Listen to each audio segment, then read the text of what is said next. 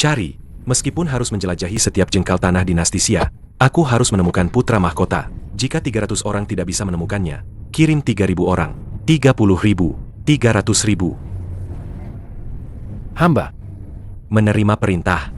Jika putra mahkota mengalami masalah sekecil apapun, Kalian semua, bawa kepala kalian ke hadapanku. Yang Mulia. Tahun ke-13 Yong'an. Kaisar sakit parah.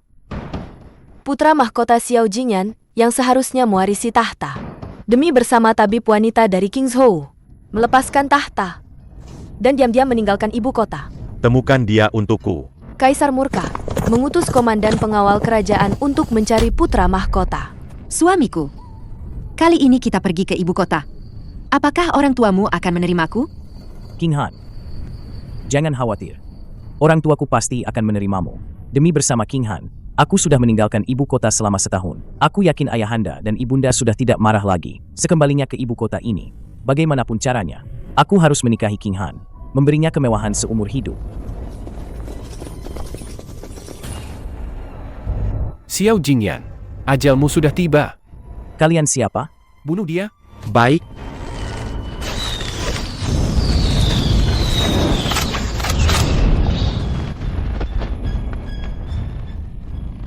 King Han, kau pergi duluan.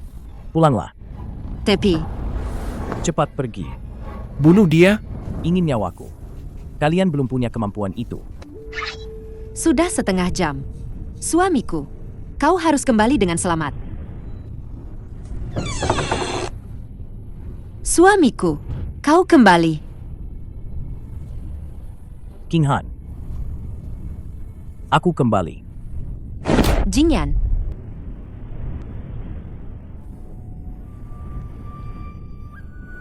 nyawanya akhirnya terselamatkan. Tapi meridian suamiku rusak parah. Entah kapan dia akan sadar. Kau gadis ini, apa kau sudah gila? Lihatlah luka-luka di tubuhnya itu. Jelas sekali dia adalah penjahat nekat yang hidupnya di ujung pedang. Kau bersikeras berurusan dengan orang seperti ini. Apa kau ingin seluruh keluarga kita? Apa kita semua harus ikut mati bersamamu? Ayah, Jingyan bukan orang jahat. Bukan orang jahat? Kalau bukan orang jahat, mana mungkin dia membawa masalah sebesar ini? Cepat usir dia. Ayah, ibu, putri sudah berjanji sehidup semati dengannya. Tidak peduli siapa dia sekarang, putri sudah memilihnya. Kau. Bagus. Bagus sekali kau sudah memilihnya. Jika kau bersikeras tetap bersamanya, pergi dari rumah ini. Mulai sekarang, aku tidak akan menganggapmu sebagai putriku lagi. Ayah, King Han, cepat minta maaf pada ayahmu.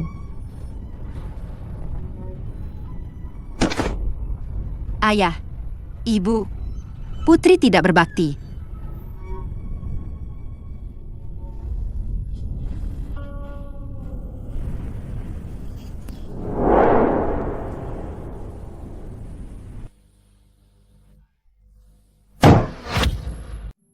Nak King Han, dengarkan nasihat orang tua ini. Lepaskan dia. Orang ini mengalami luka parah di semua organ dalam, dan meridiannya rusak.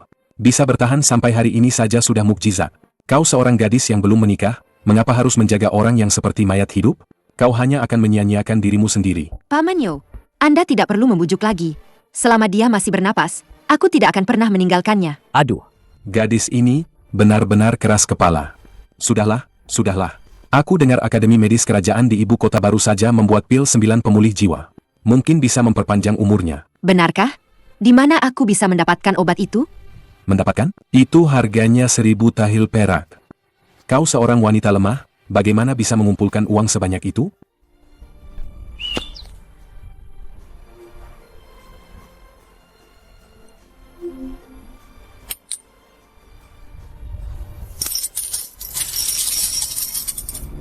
Sudah 900 tahil. Jingyan, kau dengar? Tinggal 100 tahil lagi. Aku bisa membelikanmu obat penyelamat nyawa itu. Bagaimana bisa? Mengapa denyut nadinya tiba-tiba begitu lemah? Seolah-olah bisa berhenti kapan saja. Jingyan, kau sudah berjanji padaku. Akan menikahiku dengan 8 tandu. Kau tidak boleh mengingkari janji. Aku tidak mengizinkanmu mati. Ini satu-satunya kenangan yang kau tinggalkan untukku. Jingyan, untuk menyelamatkanmu, aku harus menggadaikannya dulu. Setelah kau sembuh, kita pasti bisa menebusnya kembali. Yang Mulia Permaisuri, Kaisar sedang tidak sehat. Beliau sudah setengah bulan tidak menghadiri rapat pagi. Menurut aturan leluhur, jika Kaisar sakit, putra mahkota harus mengurus negara. Namun, putra mahkota telah hilang selama 4 tahun.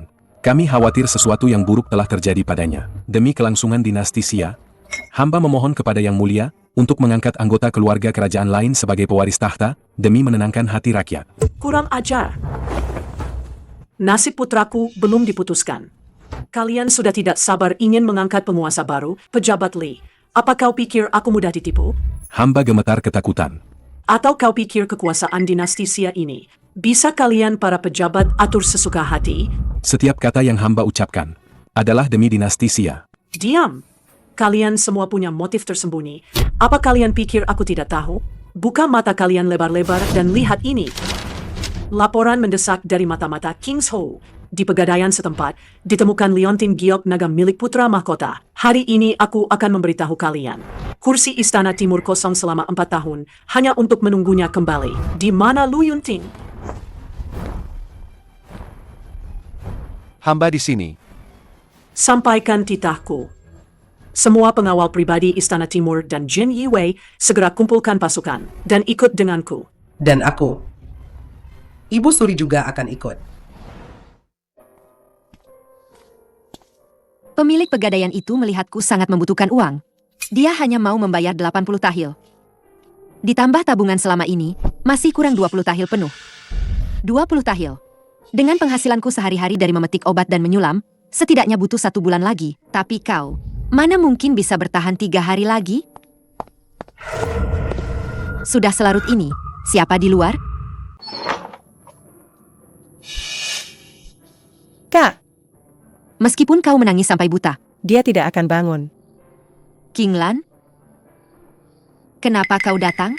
Lihat dirimu. Baru 20-an. Sudah jadi seperti apa ini? Masa mudamu yang indah. Habis untuk orang. Yang hidup tapi seperti mati ini. Kumohon padamu, jangan pedulikan dia lagi. Pulanglah. Aku tidak akan kembali.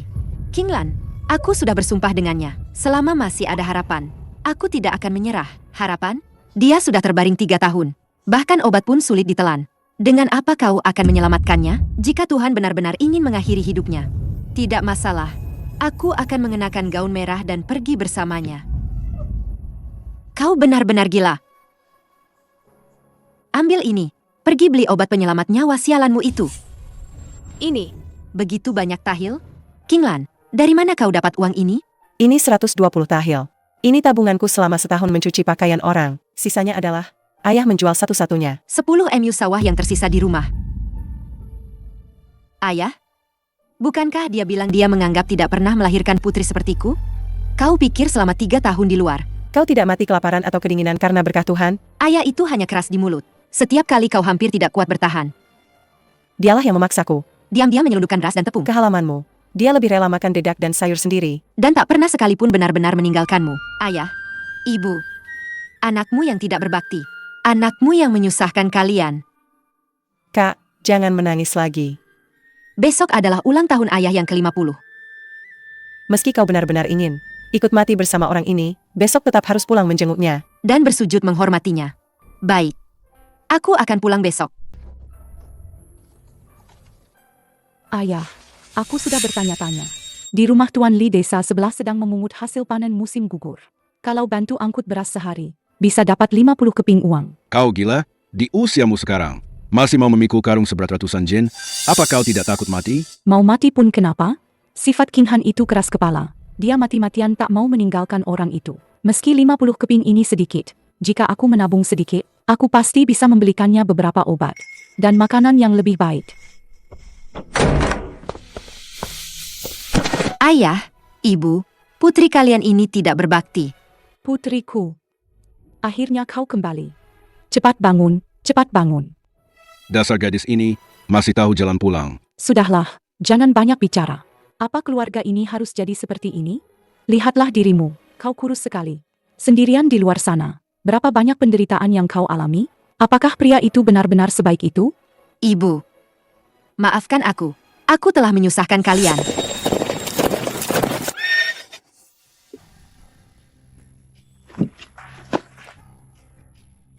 Bau apa ini?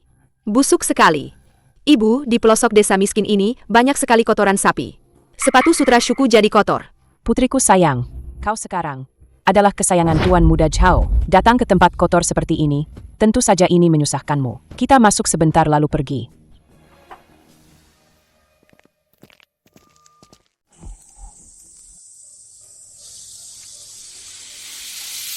Paman kedua, bagaimanapun juga ini ulang tahunmu yang ke-50. Kenapa hanya makan makanan kasar seperti ini? Sup bening hambar seperti ini? Bahkan babi pun tidak mau makan. Bahkan babi pun akan jijik. Yuniang, bagaimana bisa kau bicara begitu tentang paman keduamu? Keluarga mereka, demi orang asing tak jelas asal-usulnya. Bahkan yang terakhir, 10 MU sawah pun dijual. Bisa makan nasi hangat saja. Sudah bagus. Kukira siapa? Bukankah ini pria liar yang ditemukan King Han? Pria liar itu, King Han. Katakan padaku, apa kau sudah gila? Demi sampah yang setengah mati ini, kau menjeret seluruh keluarga untuk makan dedak dan sayuran bersamamu. Sungguh bodoh tak tertandingi.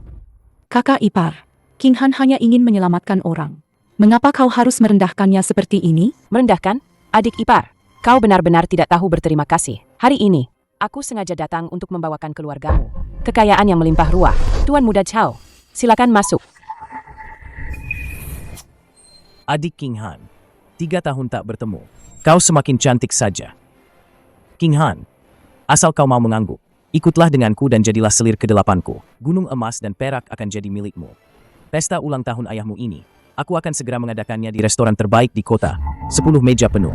Untuk apa kau menjaga mayat hidup seperti ini?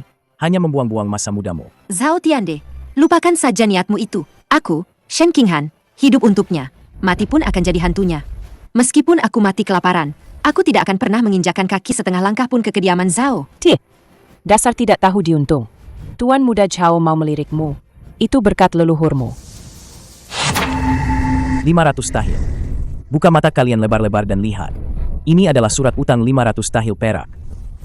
King Han, 500 tahil. Cukup untuk membeli 10 gadis muda. Di rumah bordil. Hari ini, aku, Tuan muda ini akan memberikannya padamu. asal kau mengangguk, uang ini akan jadi milik keluarga Shen. Meskipun si lumpuh ini mati, kalian bisa menggunakan uang ini untuk membelikannya peti mati yang layak, bukan? Singkirkan uang kotormu itu. Jangan bicara 500 tahil. Bahkan jika seluruh keluarga Zhou Miu membawa semua hartanya ke sini, aku tidak akan meliriknya sedikitpun. Dasar jalan kecil. Sudah diberi muka malah tidak tahu diri. Tuan Muda Zhao menghargaimu. Itu adalah keberuntunganmu dari kehidupan sebelumnya. Hari ini, sebagai bibi besarmu, aku akan menggantikan orang tuamu untuk memberimu pelajaran yang baik. Dasar tidak tahu malu. Tuan, ditemukan. Liontin Giok itu memang digadaikan oleh seorang wanita dari desa keluarga Shen. Shen King Han. Sepertinya itu untuk menyelamatkan seorang pria misterius yang tidak sadarkan diri. Menurut deskripsi mata-mata, ciri-ciri fisik pria itu sangat mirip dengan putra mahkota yang mulia yang hilang 4 tahun lalu. Apa katamu? 4 tahun. Hamba telah mencari selama 4 tahun. Akhirnya ada kabar tentang Yang Mulia. Cepat, kita pergi sekarang juga. Selain itu, kirim surat cepat kepada Ibu Suri dan Permaisuri agar mereka langsung menuju desa keluarga Shen. Baik.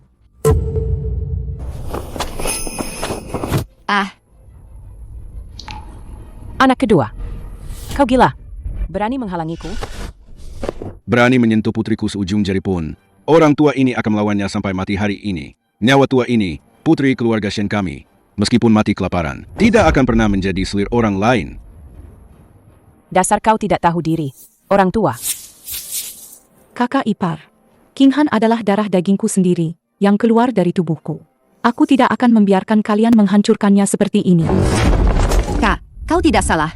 Meskipun kita mati miskin, kita tidak akan menerima penghinaan seperti ini dari mereka. Siapapun yang berani maju selangkah, akan kupotong tangannya. Sungguh ayah yang penyayang dan anak yang berbakti. Ya.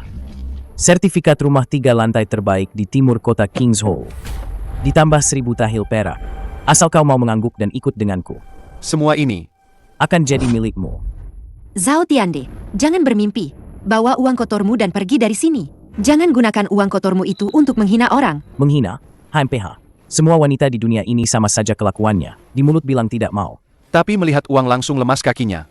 Sok suci sekali. Kemarilah. Orang tua bangka. Minggir. Tidak mau cara baik-baik. Ya sudah. Orang. Ikat gadis ini dan bawa dia kembali. Akhirnya kutemukan. Putra mahkotaku ada di desa keluarga Shen. Putar balik. Segera putar balik. Tidak jadi ke kantor daerah. Langsung menuju desa keluarga Shen. Cepat. Baik. Hentikan. Di siang bolong begini, kalian berani menculik gadis rakyat biasa. Di mata kalian, apa masih ada hukum kerajaan? Hahaha. Hukum kerajaan? Di wilayah Kingzhou ini, Ayahku adalah gubernur. Pamanku adalah jenderal besar. apa yang kukatakan adalah hukum. Tangkap dia. Aku akan melawan kalian sampai mati.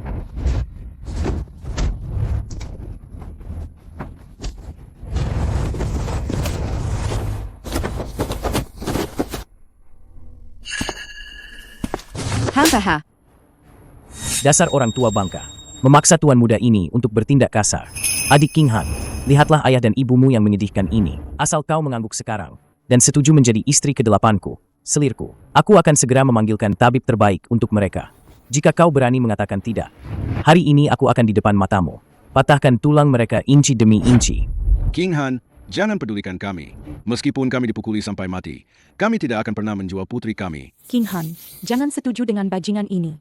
Kak, kalau kau berani setuju dengannya, aku akan langsung menggigit lidahku sampai mati. Dasar jalang tidak tahu diri.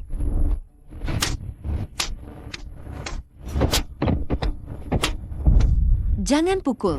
Kumohon, jangan pukul lagi. Kau kasihan padanya? Jadi, kau setuju atau tidak? Tuan muda, mengapa Anda membuang-buang waktu dengan gadis jalang ini? Pikirannya itu sudah sepenuhnya terpikat oleh pria liar yang setengah mati itu. Meskipun hari ini Anda memaksanya kembali, hatinya tetap akan bersama pria itu. Lalu, menurutmu apa yang harus kulakukan? Itu mudah saja.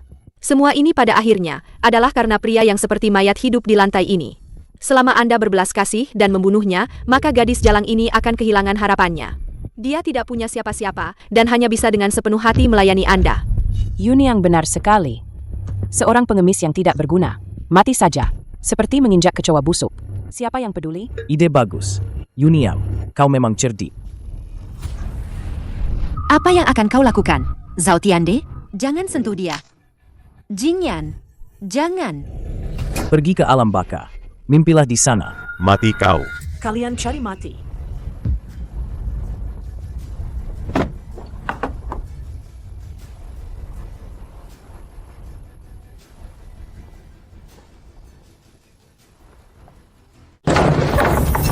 Kalian cari mati. Siapa ini? Oh, ternyata pejabat Chen. Kenapa? Pejabat Chen hari ini tidak mengadili kasus di kantor daerah, Malah datang ke pelosok miskin ini? mengurusi hal yang bukan urusanmu. Di siang bolong, menculik gadis rakyat, dan membunuh tanpa pandang bulu. Zhao Tiande, apakah kau masih menghormati hukum dinasti Xia? Hahaha. Hukum. Di wilayah Kingzhou ini, Ayahku, Gubernur Kingzhou, adalah hukum. Chen Muzi, aku sarankan kau jangan ikut campur. Cepat bawa anjing-anjingmu ini pergi. Jangan mengganggu kesenanganku.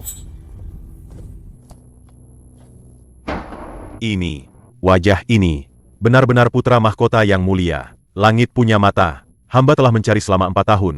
Akhirnya menemukan Anda. Yang mulia, Hamba datang terlambat.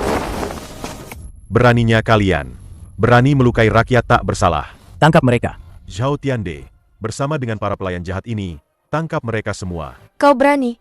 Hamba menerima gaji dari kaisar, dan memikul kekhawatiran kaisar. Hamba hanya mengakui hukum dinasti Xia. Pangeran yang melanggar hukum sama dengan rakyat biasa. Tangkap mereka. Siapapun yang berani melawan, bunuh di tempat. Chen Muzi, Kau pejabat rendahan, apa kau sudah gila? Kau berani menangkapku. Ayahku pasti akan membalasmu. Lu Yunting, hamba siap. aku dan Permaisuri sama-sama gelisah. Pasti ada sesuatu yang terjadi pada putra mahkota. Kau pimpin Jin Yiwei pergi duluan. Apapun yang terjadi, pastikan keselamatan putra mahkota. Hamba akan patuh. Chen Muzi, apa kau buta? Demi beberapa, Orang miskin rendahan ini, kau berani menangkapku. berapa banyak yang mereka berikan padamu? Kau harus memihak orang luar hari ini? Omong kosong. Sebagai pejabat yang bertanggung jawab, aku harus menegakkan hukum dengan adil. Kau di siang bolong, menculik gadis rakyat, dan berniat membunuh di depan umum. Aku melihatnya sendiri. Bukti sudah jelas. Omong kosong. Hukum macam apa itu? Di kota Kingzhou ini, keluarga Zhaoku adalah hukumnya. Ayahku, Adalah Gubernur Qingzhou, Zhao Ying. Pejabat tingkat 4. pamanku adalah jenderal besar. Kau hanya pejabat kecil tingkat 7. Siapa kau sebenarnya? Berani menyentuhku? Chen Muzi. Karena kau, pejabat anjing, tidak mau menghormati. Jangan salahkan aku jika aku tidak sopan. Aku akan menghitung sampai 3. Sebaiknya kau, segera suruh para anjing pelayan ini melepaskanku. Lalu dengan patuh berikan pada tuan muda ini 3 sujud keras dan akui kesalahanmu. Jika tidak, Aku akan menyuruh ayahku. mencopot jabatanmu, dan kepalamu akan melayang. Pejabat Chen, Zhao Tiande menindas rakyat, dan bahkan ingin membunuh tunanganku. Mohon yang mulia pejabat yang adil, tegakkan keadilan untuk rakyat jelata ini. Nona Shen, jangan khawatir.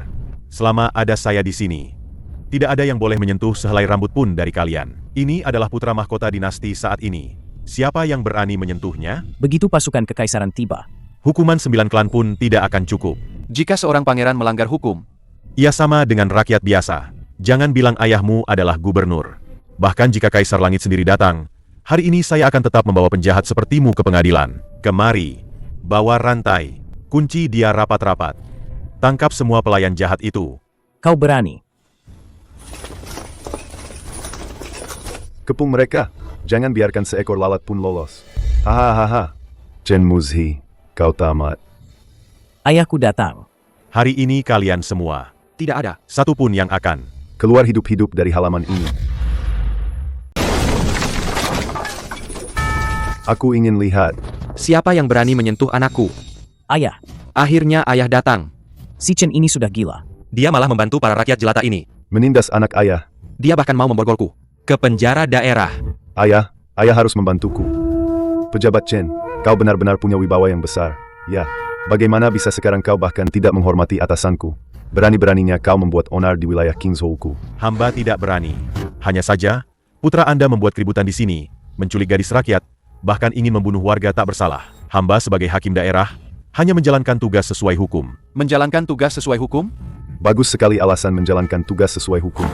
Aku dengar, desa keluarga Shen ini menyembunyikan bandit besar. Dan kau, Chen Muzi, bukan hanya tidak menangkap pencuri, malah bersekongkol dengan para bandit ini, dan berniat memberontak. Pejabat Zhao, Anda memfitnah. Orang di ranjang itu jelas-jelas. Jelas-jelas apa? Hahaha, kenapa tidak dilanjutkan? Tidak bisa berkata-kata lagi, kan? Kemari. Bupati Kingzhou, Chen Muzi, bersekongkol dengan bandit, berniat memberontak. Dosanya tak termaafkan. Copot topi kebesarannya. Dan juga gerombolan rakyat jelata pemberontak ini. Tangkap mereka semua. Jika berani melawan, bunuh di tempat. Hidup atau mati, tidak peduli. Siap. Aku ingin lihat siapa yang berani. Jangan. Jangan. Jin Yiwei sedang bertugas. Siapapun yang menghalanginya akan dibunuh tanpa ampun.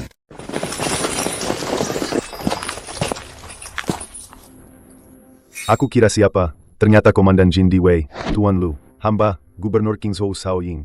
Hamba tidak tahu Tuan Lu datang dari jauh. Maafkan atas ketidaksiapan hamba menyambut. Maafkan. Hamba tidak tahu mengapa Tuan mengerahkan pasukan besar-besaran datang ke daerah terpencil ini. Apakah Tuan ingin menangkap penjahat penting negara?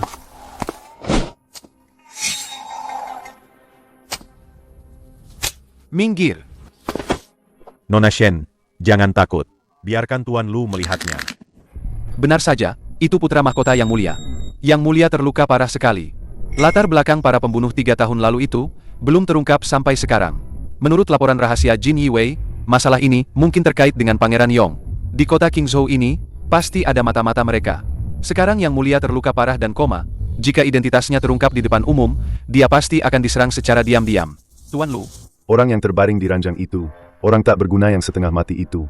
Apakah dia penjahat yang Anda cari? Anda tidak tahu. Chen Muzi ini, sebagai hakim daerah, berani menyembunyikan penjahat seperti ini. Hamba baru saja akan menangkap mereka semua untuk Anda. Tuan Zhao memang sangat rajin. Hamba diperintahkan untuk menyelidiki kasus penting. Orang ini adalah saksi kunci. Siapapun yang berani menyentuhnya, berarti melawan Jin Yiwei. Oh, begitu. Karena dia adalah saksi yang dibutuhkan Jin Diwei, hamba tentu tidak berani ikut campur. Hanya saja, Tuan Lu, Anda pasti lelah setelah perjalanan panjang. Terima kasih atas kerja keras Anda. Anda bisa membawa saksi ini. Tapi Chen Muzi ini berulang kali membantah ayahku. Dan beberapa orang ini, dasar rakyat jelata yang tidak tahu diri, berani-beraninya menolak permintaanku. Ini 1000 tahil perak. Dan sertifikat rumah terbaik di King's Hall. Anggap saja ini untuk saudara-saudara Jin Yi Wei minum teh dan bersantai, selama Anda bersedia membantu. Serahkan pejabat Chen dan wanita ini kepadaku. Untuk diajari pelan-pelan. Nanti, jika Tuan datang ke King's Hall, keluarga Zhao pasti akan menghormati Anda. Seperti leluhur. Tuan Lu, Anda adalah pasukan pribadi Kaisar, mewakili kehormatan yang mulia. Apakah hari ini, Anda juga akan bersekongkol dengan pejabat korup ini? Bersekongkol dengan pejabat korup ini? Pejabat Chen, aku sedang menangani kasus. Kapan giliranmu ikut campur? Tuan Lu, ayah dan anak keluarga Zhao ini di Qingzhou sangat berkuasa, menculik wanita, dan membunuh orang sembarangan. Orang yang terbaring di ranjang ini, jelas adalah rakyat tak bersalah yang mereka aniaya. Jika Anda menerima suap kotor ini, bagaimana Anda bisa pantas mengenakan seragam Jin Yi Wei ini? Jika Anda ingin menangkapku hari ini, tangkaplah. Jika Anda ingin membunuhku, bunuhlah. Aku, Chen Muzi, tidak akan mundur selangkah pun, bahkan jika mati. Chen Muzi, kau sudah diambang kematian, masih berani menuduhku? Yang mulia Lu pasti tahu yang benar. Mana mungkin terhasut oleh pengkhianat sepertimu? Yang mulia Lu, anjing gila ini menggonggong, mengotori telinga Anda. Bagaimana kalau hamba saja yang melakukannya, mencabut lidahnya untuk Anda? Tuan Zhao benar-benar sangat murah hati.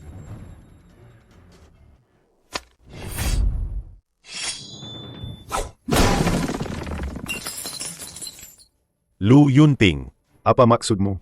Aku sudah memberimu muka, kau berani mempermalukanku di depan umum. Kau benar-benar mengira Kingzhou ini adalah halaman belakang Jin Di Wei MU. Tuan Zhao, hanya 1000 tahil ini, kau ingin membeli nyawa pejabat peringkat 7 di istana? Bahkan kau ingin membeli nyawa yang mulia ini? Keberanianmu benar-benar tak terbatas. Hahaha. Zhao Ying, Zhao Tiande, apa kalian pikir semua pejabat di dunia ini sama seperti kalian, korup dan tak tahu malu? Yang mulia Lu adalah pasukan pribadi Kaisar. Mana mungkin terpengaruh oleh kalian? Suap kotor ini. Bagus. Bagus kau, Lu Yunting. Menolak kebaikan, maka akan menerima akibatnya. Kau benar-benar berpikir hanya karena mengenakan seragam Jin Di Wei, kau bisa seenaknya di Kingzhou. Aku beritahu kau, kakak iparku adalah Jenderal Besar Kingzhou. Jika hari ini kau berani menyentuhku sehelai rambut pun, aku jamin kau tidak akan bisa keluar dari kota Kingzhou ini. Jenderal Besar Kingzhou? Jangan bicara Jenderal Besar Kingzhou. Bahkan jika Raja Langit sendiri datang hari ini, dia tidak akan bisa menyelamatkan kepala kalian berdua, ayah dan anak. Tuan Lu, karena Anda tidak mau menerima uang ini, hamba tidak akan memaksa.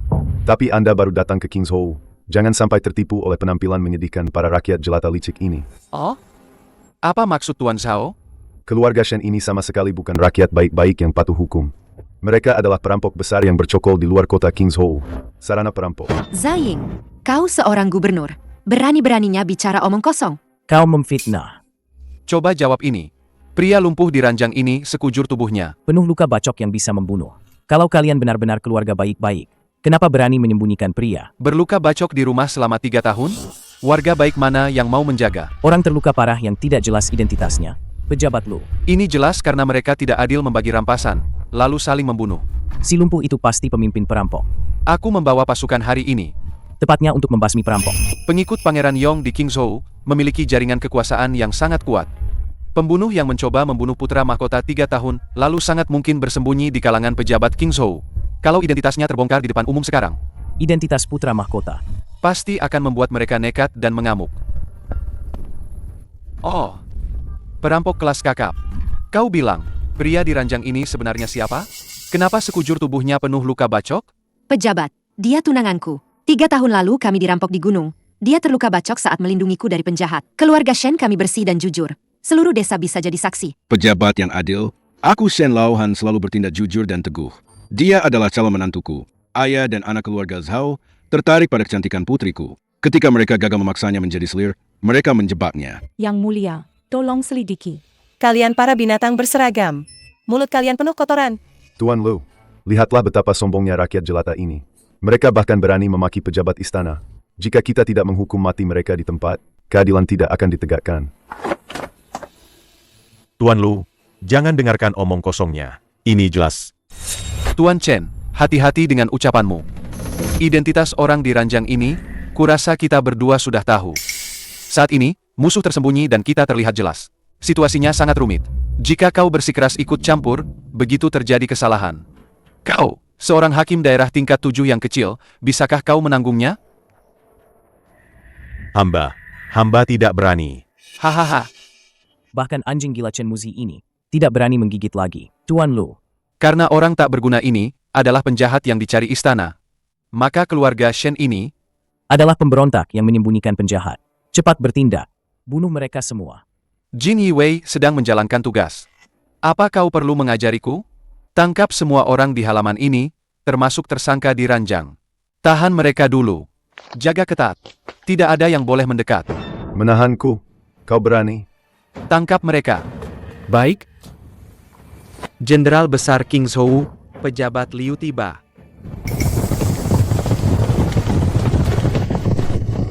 Paman datang. Paman datang membawa pasukan besar. Kau, Lu. Sekarang kau tidak bisa pergi lagi.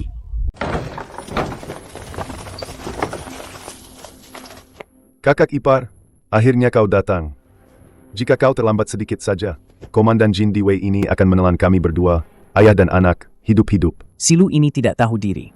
Dia malah membantu beberapa penjahat dari desa terpencil untuk menindasku. Pejabat Lu, lama tidak bertemu.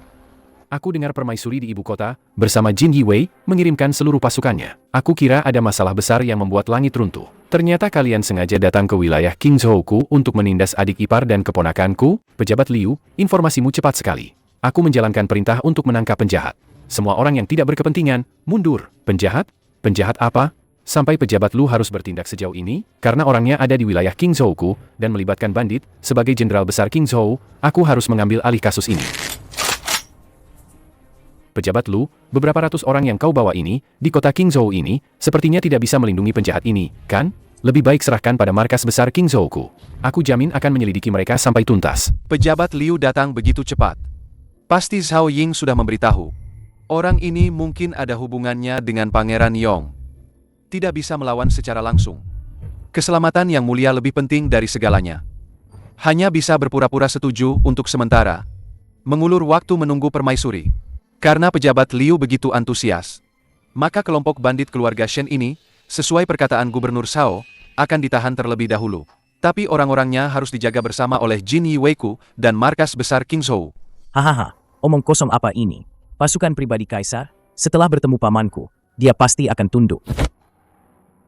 Karena Tuan Lu sudah menjatuhkan hukuman. Tidak perlu dipenjara.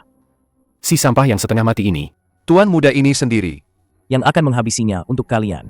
Adapun gadis kecil ini, Tuan muda ini malam ini akan di kamar menginterogasinya baik-baik. Jangan, Zhao Tiande. Kau binatang. Jika kau ingin membunuh, bunuh saja aku. Jangan sentuh putri dan menantuku. Kami akan melawanmu sampai mati. Singkirkan para bajingan yang tidak tahu diri ini. Tahan mereka kuat-kuat di tanah. Biarkan mereka melihat dengan mata kepala sendiri bagaimana aku menghancurkan kepala si sampah ini. Ibu. Jingyan. Mati saja kau, sampah. Jin Yiwei pun tidak bisa melindungimu. Aku lihat siapa yang bisa menyelamatkanmu hari ini.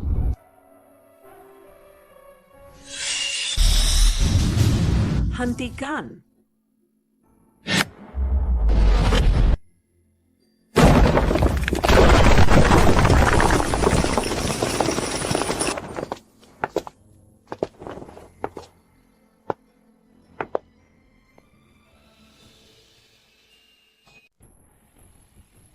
hamba, Komandan Jin Yiwei, Lu Yunting, memberi hormat kepada Ibu Suri dan Permaisuri yang mulia.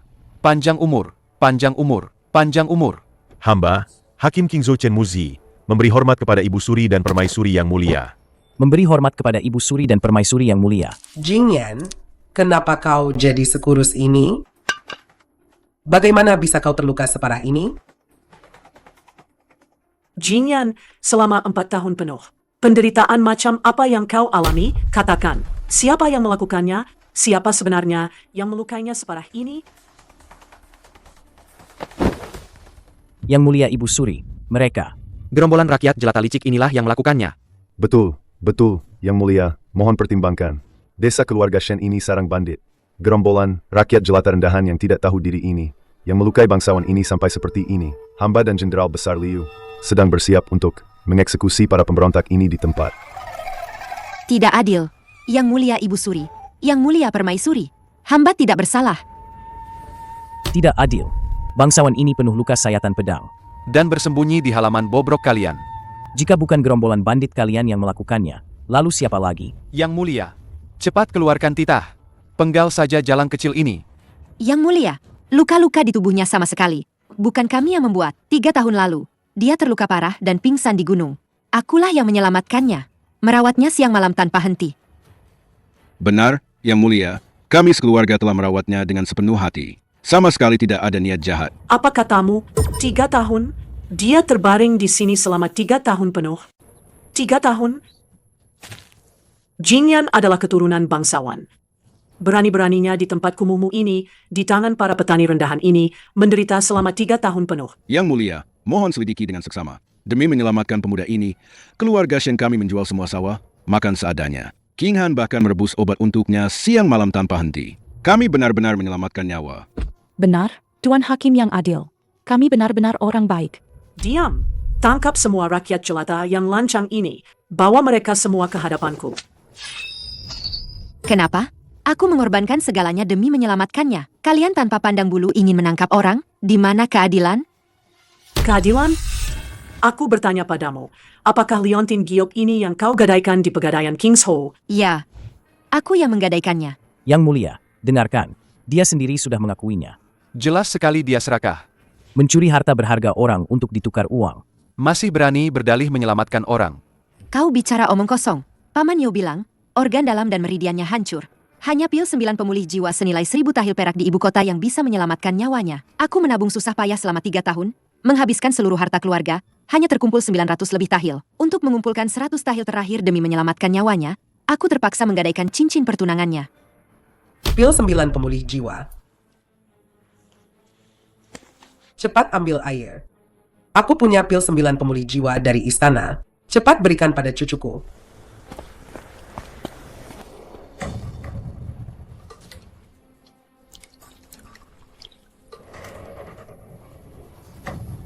Kenapa bisa begini? Kenapa dia belum bangun? Kenapa Jingyan belum bangun? Wei, kenapa obat ini tidak berguna? Apakah Jingyan akan mati? Dasar jalang. Kau wanita iblis penuh kebohongan. Apa itu pil 9 pemulih jiwa? Apa itu merawat selama 3 tahun? Jelas-jelas kau, wanita iblis ini, menggunakan racun terlarang, sengaja memperpanjang nyawa Jingyan demi mengincar kekayaan dan kedudukannya. Aku tidak. Aku, Shen King Han, selalu bertindak jujur dan bermartabat. Tidak pernah terlintas di pikiranku untuk menginginkan kekayaan maupun kedudukan. Dialah yang berjanji sendiri akan menikahiku. Yang Mulia, Wanita murahan ini memang tidak akan jerah sampai melihat peti mati. Menurutku, seluruh keluarga mereka harus dihukum mati dengan cara yang paling kejam, sebagai tumbal untuk sang bangsawan. Benar sekali. Penjaga, bawa wanita iblis ini beserta seluruh orang di halaman ini, seluruh keluarga Shen. Hukum mati di tempat atas perintahku. Balaskan dendam Jingyan. Kalian semua, Binatang yang tidak tahu balas budi. Kakakku rela mengorbankan segalanya demi dia. Bahkan nyawanya sendiri pun dia pertaruhkan. Tapi kalian baru datang sudah ingin membunuh. Aku habiskan seluruh harta keluarga, menguras seluruh tenaga dan pikiranku. Bahkan nyawaku sendiri pun rela kuberikan padanya. Aku tidak menuntut kalian membalas budi. Tapi atas dasar apa kalian bisa seenaknya menghilangkan nyawa orang? Hanya karena kalian berkedudukan tinggi? Hanya karena kalian mengenakan pakaian mewah? Kalian bisa bertindak tidak adil begitu saja? Dengan hak apa kalian menindas orang seperti ini? Dengan hak apa? Dasar rakyat jelata buta. Pasang telinga kalian, dengarkan baik-baik. Yang terbaring di ranjang itu adalah pewaris tahta masa depan dinasti Xia kami, putra mahkota yang berkuasa, Xiao Jingyan. Putra mahkota? Jingyan dia adalah putra mahkota? Putra mahkota. Orang yang tadi ingin kubunuh. Ternyata adalah putra mahkota. Putra mahkota. Dia ternyata adalah putra mahkota. Ampun, Yang Mulia. Ampun, Yang Mulia. Hamba pantas mati. Hamba benar-benar tidak tahu bahwa orang terhormat ini adalah Yang Mulia Putra Mahkota. Mohon belas kasihan, Yang Mulia. Yang Mulia, Kami sekeluarga. Sekalipun kami berani mati, kami tidak akan berani mencelakai putra mahkota. Mohon Yang Mulia mempertimbangkan dengan bijak.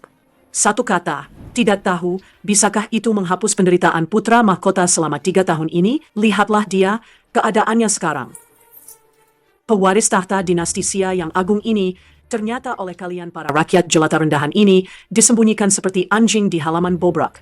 Jika aku tidak datang hari ini, dia pasti sudah dibunuh hidup-hidup oleh bajingan kotor ini. Dibunuh hidup-hidup. Kalian para rakyat jelata rendahan, pantas mati. Pengawal, Seret semua anggota keluarga Shen, dan juga para pejabat anjing ini, lalu penggal mereka semua. Biarkan mereka menemani putra mahkota mati.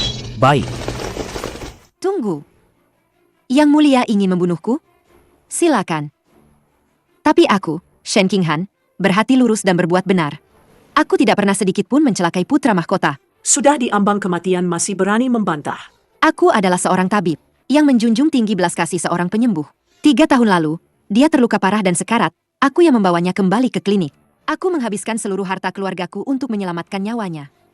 Jika aku benar-benar ingin mencelakainya, aku hanya perlu membuangnya di hutan dan membiarkannya mati sendiri.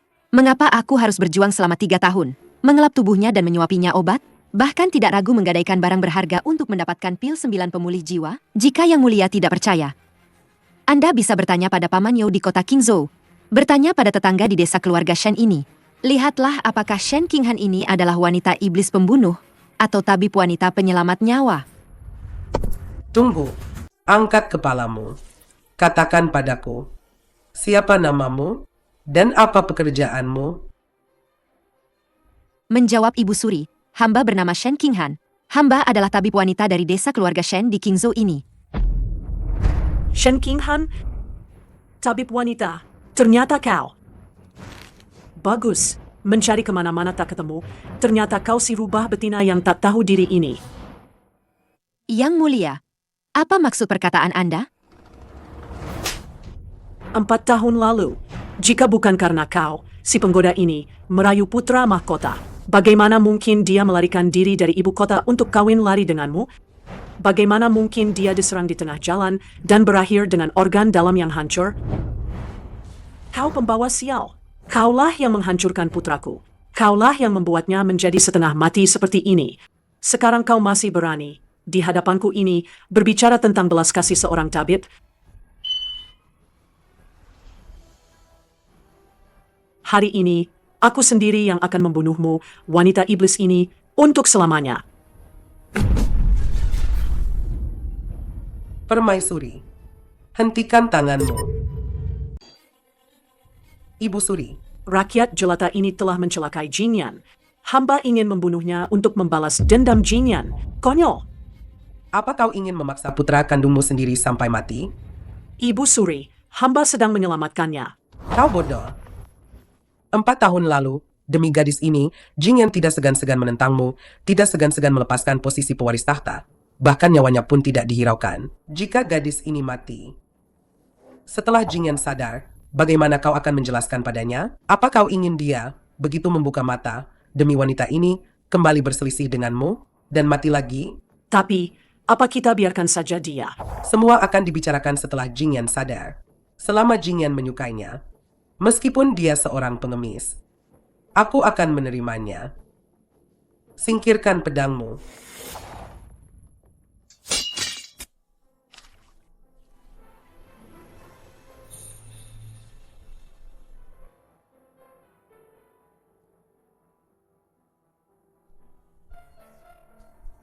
Ibu Suri, Permaisuri bergerak, tangan Yang Mulia bergerak.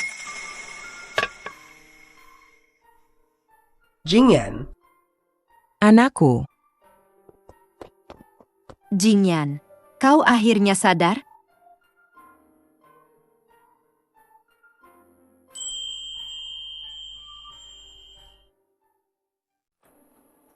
Jingyan, cucuku yang baik. Langit punya mata. Kau akhirnya sadar. Nenek Suri, cucumu ini ada di mana? Mengapa aku ada di sini? Anakku, anakku, lihatlah ibumu. Apa kau mengenal ibumu? Ibu Suri. Putramu ini tentu saja mengenalimu. Jingyan, kau sadar? Kau benar-benar sadar? Tahukah kau betapa takutnya aku selama 3 tahun ini? Aku takut tidak akan pernah mendengar kau berbicara lagi.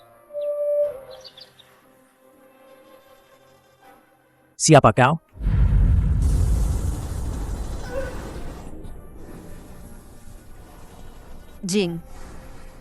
Jingyan, apa yang kau katakan? Jingyan, ini aku.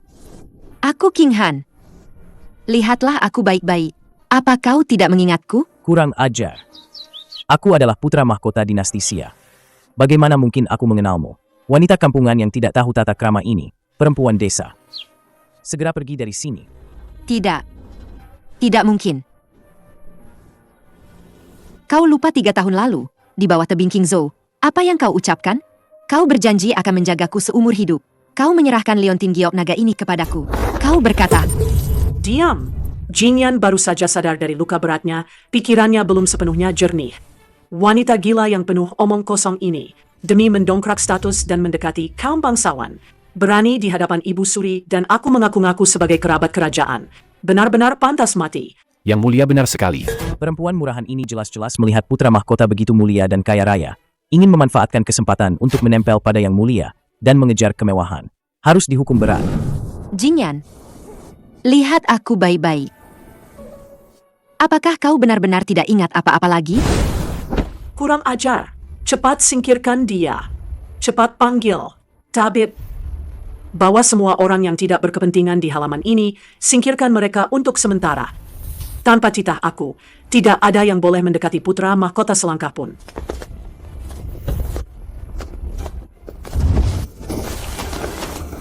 Lepaskan aku. Jingyan, lihatlah aku. Kau bilang akan menikahiku. Dengan tandu 8 orang. Dan 10 mil riasan merah. Xiao Jingyan, ternyata janjimu padaku hanyalah lelucon. Tabib Sang, bagaimana keadaan cucu aku? Cepat bicara. Melapor kepada Ibu Suri. Yang mulia permaisuri, organ dalam dan meridian putra mahkota. Meskipun rusak parah. Dan sudah seperti lampu kehabisan minyak. Namun untungnya selama 3 tahun ini, selalu ada yang menggunakan ramuan obat untuk melindungi jantungnya. Dan barusan juga telah meminum pil 9 pemulih jiwa dari istana, secara paksa membalikan meridian jantungnya. Sekarang yang mulia sudah tidak dalam bahaya kematian, hanya perlu istirahat beberapa waktu untuk pulih sepenuhnya. Amitabha, semoga leluhur memberkati. Hanya saja, hamba baru saja memeriksa denyut nadi. Menemukan yang mulia sepertinya memiliki luka lama dan gumpalan darah di kepala. Dan itu sangat dalam, mungkin akan memengaruhi sebagian ingatan. Ingatan sebagian apa? Jelaskan pada aku. Hamba melihat perkataan dan tindakan yang mulia jernih seperti biasa. Mengenali Ibu Suri dan Permaisuri, juga mengingat identitasnya sebagai pewaris tahta. Hanya saja terhadap tabib wanita yang mengaku merawatnya. Selama 3 tahun itu, yang mulia sama sekali tidak memiliki kesan. Ini adalah gejala amnesia selektif. Kemungkinan besar disebabkan oleh cedera kepala parah 3 tahun lalu. Alam bawah sadar yang mulia telah menutup bagian masa lalu itu. Mengenai apakah bisa pulih, semua tergantung takdir. Mungkin besok bisa teringat. Mungkin seumur hidup tidak akan pernah mengingat wanita itu sedikit pun. Sungguh, surga membantuku. Tuhan pun membantu aku menyingkirkan wanita penggoda itu. Selama Jingyan melupakannya, dia bukan siapa-siapa. Anakku. Tadi, gadis gila yang penuh lumpur itu, kau benar-benar tidak mengingatnya sama sekali. 4 tahun lalu kau diculik oleh wanita iblis itu telah menyihirmu. Kau bahkan mengabaikan larangan Ibu Suri, sampai tidak menginginkan posisi putra mahkota. Kau bersikeras kabur dari Istana Timur untuk kawin lari dengannya. Anakmu tidak ingat apa-apa. Ibu Suri pasti bercanda. Anakmu adalah putra mahkota dinasti Xia yang agung, calon penguasa tertinggi. Mana mungkin demi seorang wanita kampung rendahan dari desa terpencil, melakukan hal yang tidak senonoh ini. Sungguh konyol. Ibu Suri, apa yang sebenarnya terjadi 4 tahun lalu? Aku kawin lari. Mengapa aku meninggalkan ibu kota? Dan mengapa aku terluka parah seperti ini? Terjebak di tempat kotor, rusak, dan menjijikan ini? Ceritanya panjang. Jelas sekali para pemberontak dan pengkhianat itu bersekongkol dan berniat jahat menyerangmu di tengah jalan. Adapun tabib wanita yang penuh omong kosong itu. Dia hanya memanfaatkan saat kau koma, ingin mendapatkan kekayaan dan kemuliaan, hanya rakyat jelata yang mengaku-ngaku kerabat kerajaan. Benarkah itu? Sudahlah, anakku, kau baru saja sadar, jangan terlalu memikirkan hal-hal ini lagi. Masalah-masalah ini, permaisuri sendiri yang akan membereskan semuanya untukmu. Yang terpenting sekarang adalah segera berangkat, ikut permaisuri kembali ke istana untuk memulihkan diri. Hamba serahkan semuanya pada permaisuri. Lu Yunting, putra mahkota. Karena putra mahkota sudah melupakan wanita rendahan itu, dia tidak bisa dibiarkan hidup. Pergi. Cari tempat sepi dan habisi dia. Aku ingin dia diam selamanya. Lu Yunting, kenapa tidak bergerak? Habisi wanita iblis ini di tempat.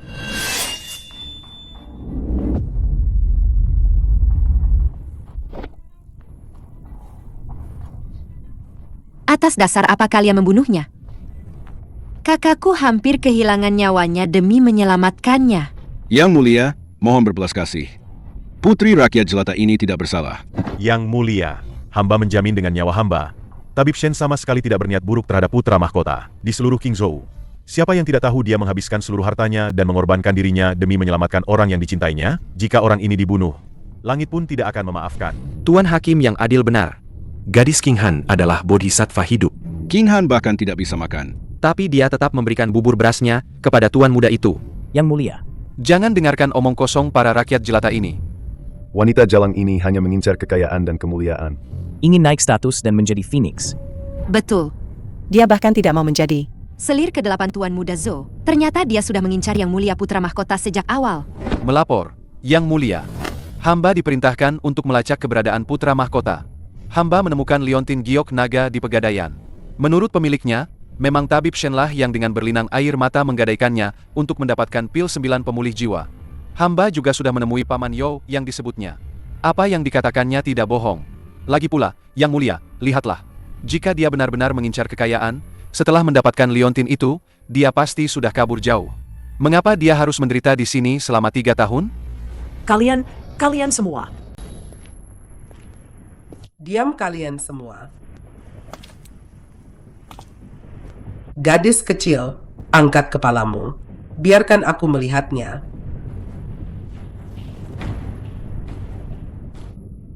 Matamu ini memang bersih.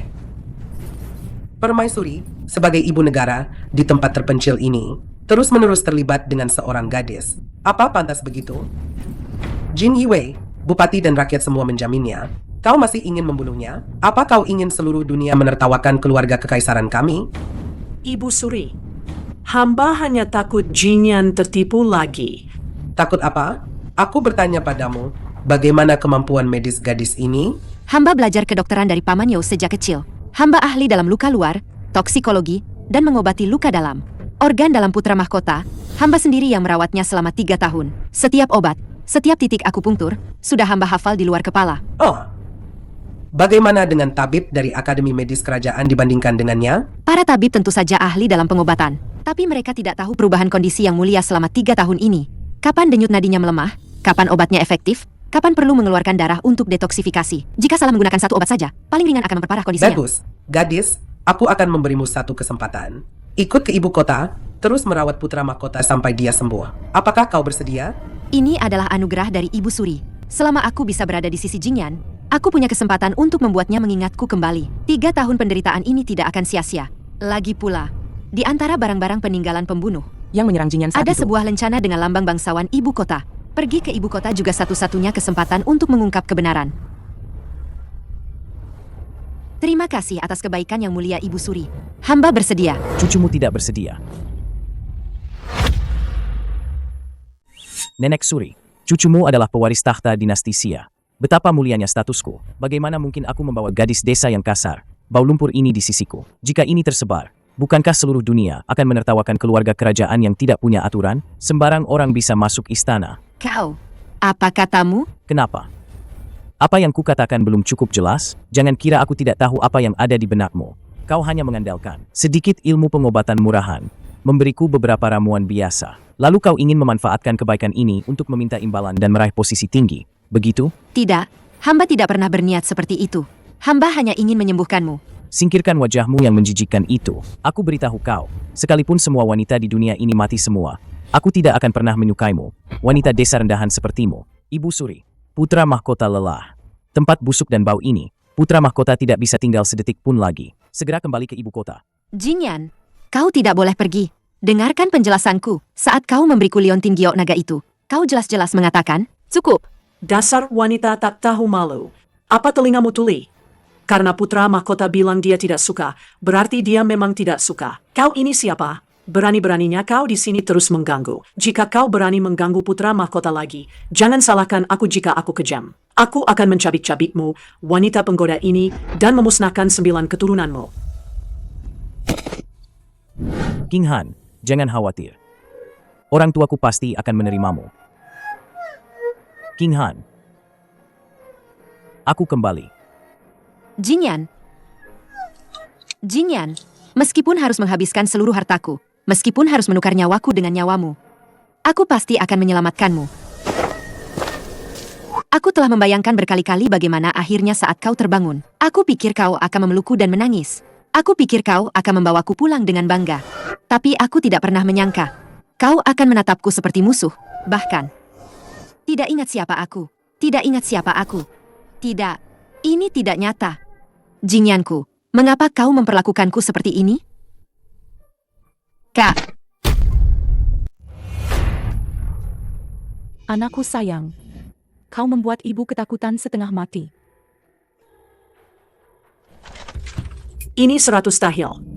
Uang untuk liontin giokmu, dan juga hadiah untukmu atas kerja kerasmu merawatnya selama 3 tahun ini. Ambil ini dan enyah dari hadapanku. Putri mahkota dinasti Siak kami bukanlah untuk katak jelek sepertimu. Kau tidak pantas. Jika kau berani mengganggu lagi, aku akan memusnahkan 9 keturunanmu. Hamba tidak menginginkan uang yang mulia. Hamba hanya ingin dia bertanggung jawab atas perbuatannya. Bertanggung jawab? Kau pikir kau pantas? Yang mulia permaisuri bijaksana. Wanita jalang ini memang tidak tahu diri. Tadi kalau bukan karena Chen Muzi menghalangi, hamba sudah lama memukul mati si sampah itu. Memukul mati para rakyat jelata itu, untuk melampiaskan amarah yang mulia. Apa katamu? Kau mau memukul mati siapa dengan tongkat? Hamba. Aku bertanya padamu. Tadi, kau ingin memukul mati putra mahkotaku dengan tongkat. Ampuni hamba, yang mulia. Hamba tidak tahu.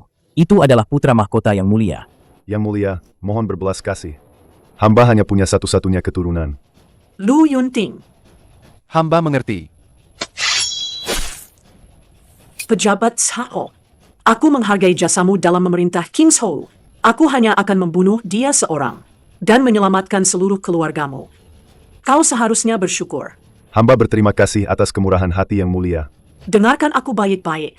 Siapapun yang berani membocorkan sepatah kata pun tentang kejadian hari ini, mengatakan bahwa putra mahkota pernah dirawat di sini, atau menyebutkan tabib wanita yang menyelamatkan tuannya, mayat-mayat di tanah ini akan menjadi nasib kalian. Mengerti? Kami patuh.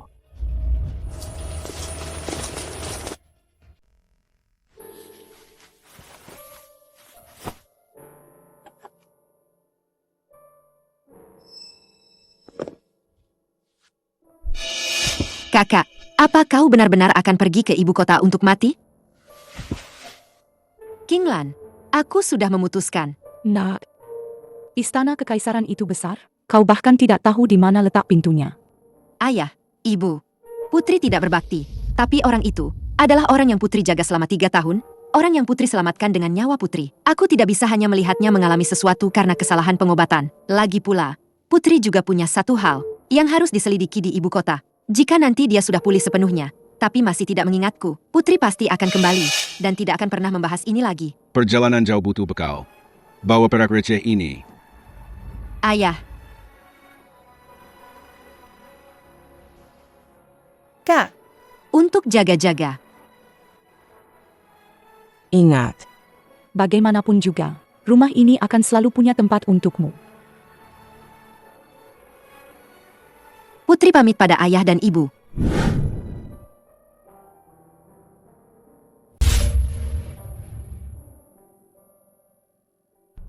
Nona, Nona, bangunlah. Bangunlah.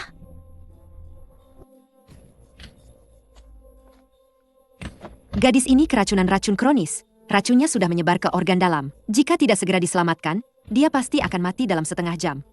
Mohon Nona selamatkan Nona kami. Tenang saja. Seorang tabib berhati mulia. Karena aku kebetulan bertemu dengannya, aku pasti akan berusaha menyelamatkannya.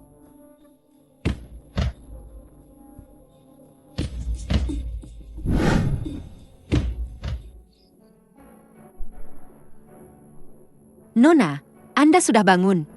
Terima kasih. Nona, atas anugerah penyelamatan hidup ini. Jangan bergerak. Racun di tubuhmu belum sepenuhnya bersih. Aku akan memberimu akupunktur dulu untuk menstabilkan, lalu meresepkan obat. Nona, Anda benar-benar seperti Dewi Penolong. Tuan putri kami. Adalah putri sulung keluarga Qin di ibu kota. Diracun oleh orang jahat, lalu diculik oleh penjahat. Mohon selamatkan dia. Keluarga Qin? Keluarga Qin yang mana? Ya, kediaman Adipati Qin saat ini. Tuan putri kami adalah putri kandung Adipati Qin. Qin Liangyu. Putri Adipati Qin. Mungkin bisa membantuku masuk ke istana. Dan juga membantuku menyelidiki asal-usul lencana tembaga ini. Aku bisa membantu Nona Qin menetralkan racunnya sepenuhnya. Tapi ada satu syarat. Syarat apa? Aku ingin masuk ke Akademi Medis Kerajaan. Atau, setidaknya beri aku kesempatan untuk menemui seorang pasien di istana.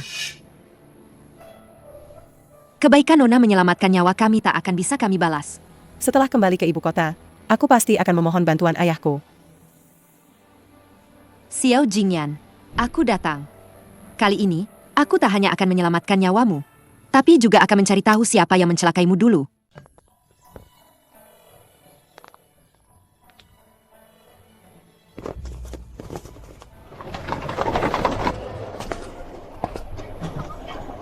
Cepat, cepat, cepat. Kalau terlambat, nanti tidak kebagian tempat. Yang Mulia Putra Mahkota hari ini di panggung tinggi timur kota membagikan bubur dan beramal. Dengar-dengar, beliau juga akan mengumumkan Putri Mahkota di sana. Ayo. Pernikahan megah, seluruh negeri bersuka cita. Yang Mulia Putra Mahkota benar-benar setia dan berhati mulia.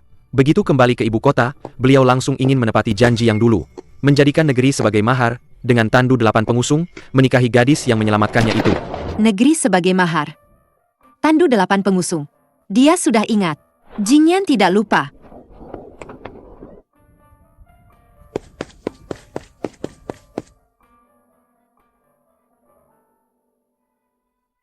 Aku menghilang selama 4 tahun. Beruntung berkat karunia langit, aku bisa kembali ke Istana Timur. Namun, nyawaku ini diberikan oleh orang lain. 3 tahun lalu, aku terluka parah dan sekarat. Semua berkat seorang wanita yang baik hati dan gigih. Dia tidak pernah meninggalkanku. Untuk melindungi jantungku, dia menguras tenaga dan pikirannya. Untuk mengumpulkan uang membeli pil 9 pemulih jiwa, dia menderita banyak penghinaan dan kehilangan seluruh hartanya. Tidak sulit. Jingyan, selama kau mengingat semuanya, penderitaanku tidak berarti apa-apa. Kebaikan ini, putra mahkota ini tidak akan pernah melupakannya seumur hidup. Putra mahkota ini pernah bersumpah di samping ranjangnya hari ini. Jika suatu hari nanti kembali ke Istana Timur, pasti akan memberinya pernikahan megah. Satu pasangan seumur hidup. Hari ini, putra mahkota ini akan di hadapan seluruh rakyat kota, mengumumkan calon putri mahkota dinasti Xia kita. Bagus, bagus, bagus. Dia adalah Putri Adipati Wei saat ini, keponakan permaisuri, Wei Ziqing.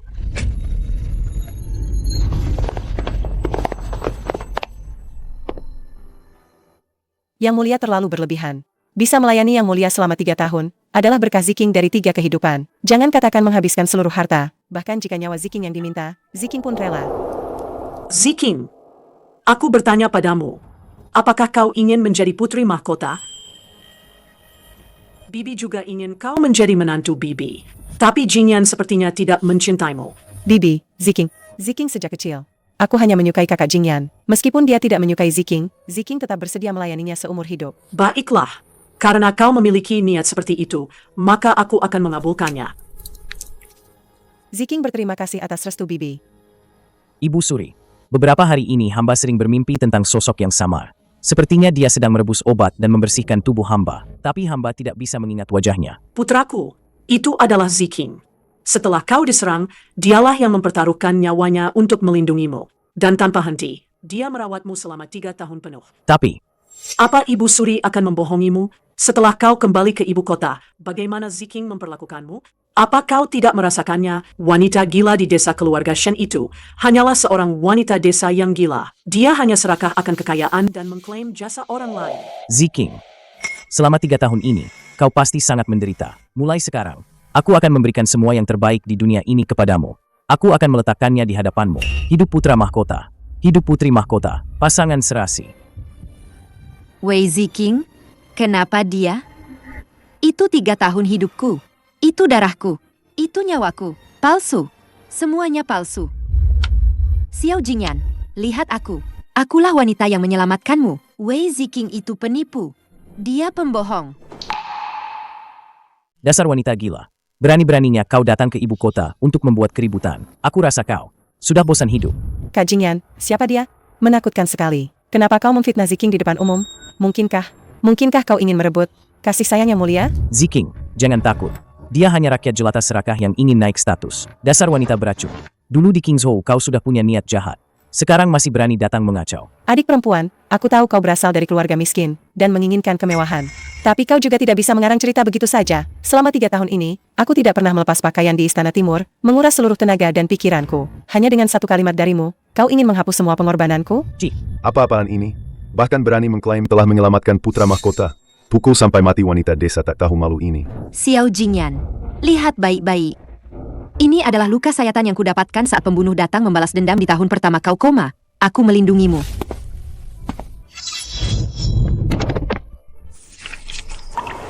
Ini adalah bekas luka lepuh yang kudapatkan saat aku merebus ramuan mandi air panas setiap hari untuk mengobati racun dinginmu di tahun kedua.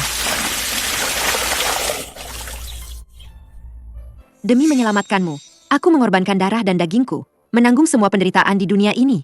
Tapi sekarang, kau memeluk seorang penipu dan menyebutku pembohong. Omong kosong.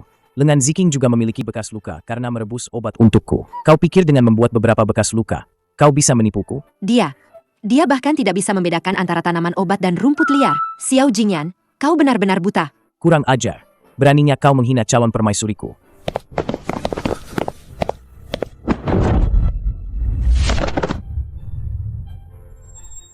King Han, jika ada yang berani menyentuh sehelai rambutmu, aku pasti akan membunuhnya. Bahkan aku sendiri tidak akan pernah tega menyentuhmu sedikit pun.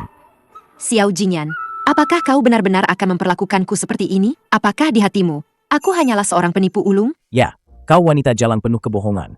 Melihatmu, membuatku merasa sangat jijik. Bahkan jika aku mati di sini hari ini, kau tidak akan pernah menyesal? Jika kau mati, aku akan memberimu tikar usang dan membuangmu ke kuburan massal untuk dimakan anjing. Aku tidak akan pernah menyesal.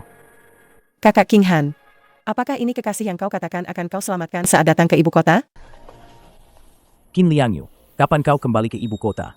Untuk apa kau kemari? Jika aku tidak datang, bukankah aku akan melihat yang mulia? Memainkan sandiwara membalas kebaikan dengan kejahatan ini. Sampai akhir. Yang mulia, aku dan kau sudah saling kenal sejak kecil. Aku tahu kau bukan orang yang tidak tahu berterima kasih. Tapi perbuatanmu hari ini sungguh keterlaluan. Kakak Qin, apa kau sudah gila karena sakit? Bagaimana bisa kau membela wanita desa seperti dia? Diam, kau pikir kau siapa? Tidak pantas memanggilku kakak. Orang lain mungkin tidak tahu. Apa yang kau lakukan selama 3 tahun ini? Tapi keluarga Qin ku tahu. Kau bahkan jarang keluar dari gerbang kediaman WMU. Dengan apa kau pergi ke Kingzhou menyelamatkan orang? Dengan mulutmu? Qin Liangyu, jangan sampai kau tertipu oleh wanita iblis ini. Dia hanya tahu sedikit ilmu pengobatan dasar, lalu membujukmu dengan kata-kata manis. Yang mulia, kau begitu keras kepala. Apa kau tahu gadis ini? Nona Qin, jangan bicara lagi.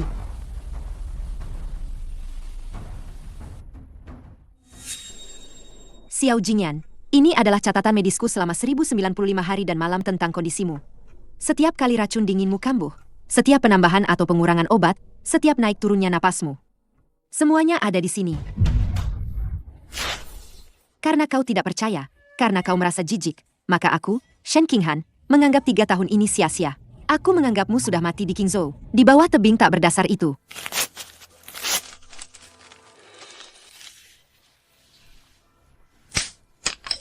Mulai sekarang, kita putus hubungan. Hidup atau mati, kita takkan pernah bertemu lagi. Xiao Jingyan, suatu hari nanti, kau akan menjilat setiap tetes air mata darah yang kau tumpahkan hari ini. Ayo pergi.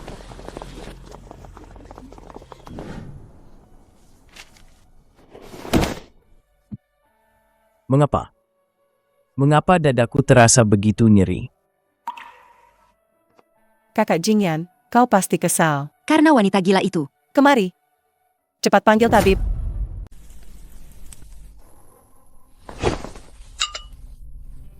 Kakak Jingyan, saatnya minum obat.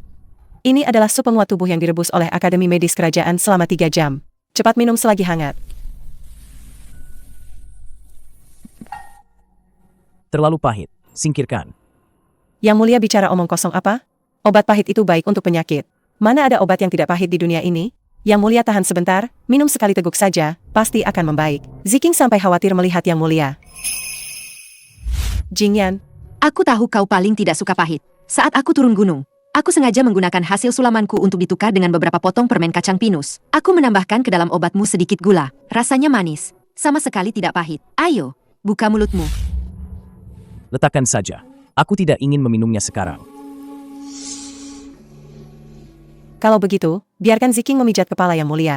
Yang Mulia terkena angin di timur kota hari ini, pasti sakit kepala Yang Mulia kambuh lagi. Pelan sedikit. Kepalaku hampir kau remas hancur. Mohon maafkan hamba, Yang Mulia. Tapi tabib tua dari Akademi Medis Kerajaan berkata, titik akupunktur ini memang harus dipijat kuat agar meridiannya lancar. Ziking juga melakukannya demi kebaikan Yang Mulia. Mengapa Yang Mulia tidak menghargainya, Jingyan? Teknik pijat kuat yang digunakan banyak tabib itu tidak cocok untukmu. Ada gumpalan darah di otakmu. Kau harus menggunakan teknik pijat otot unik ini. Dengan kekuatan hanya 2/10, pijat perlahan. Barulah sakit kepalamu bisa benar-benar mereda. Bagaimana? Apakah lebih nyaman? Tidak perlu dipijat. Dupa apa yang dibakar di ruangan ini? Mengapa begitu menyengat? Yang Mulia, ini adalah dupa ambergris dari wilayah barat yang secara khusus diberikan oleh Bibi. Ini sangat menenangkan dan membantu tidur. Ziking sengaja menyuruh orang menaruh 2 potong lagi. Aromanya kuat, agar istana timur kita terlihat mulia dan megah. Jingyan, kau sudah lama sakit dan lemah. Tenggorokanmu sangat rapuh. Jangan sekali-kali mencium rempah-rempah mahal yang kuat itu. Meskipun kulit jeruk dan mugwort ini murah, tapi bisa mengusir nyamuk dan menenangkan pikiran. Sangat cocok untukmu memulihkan diri.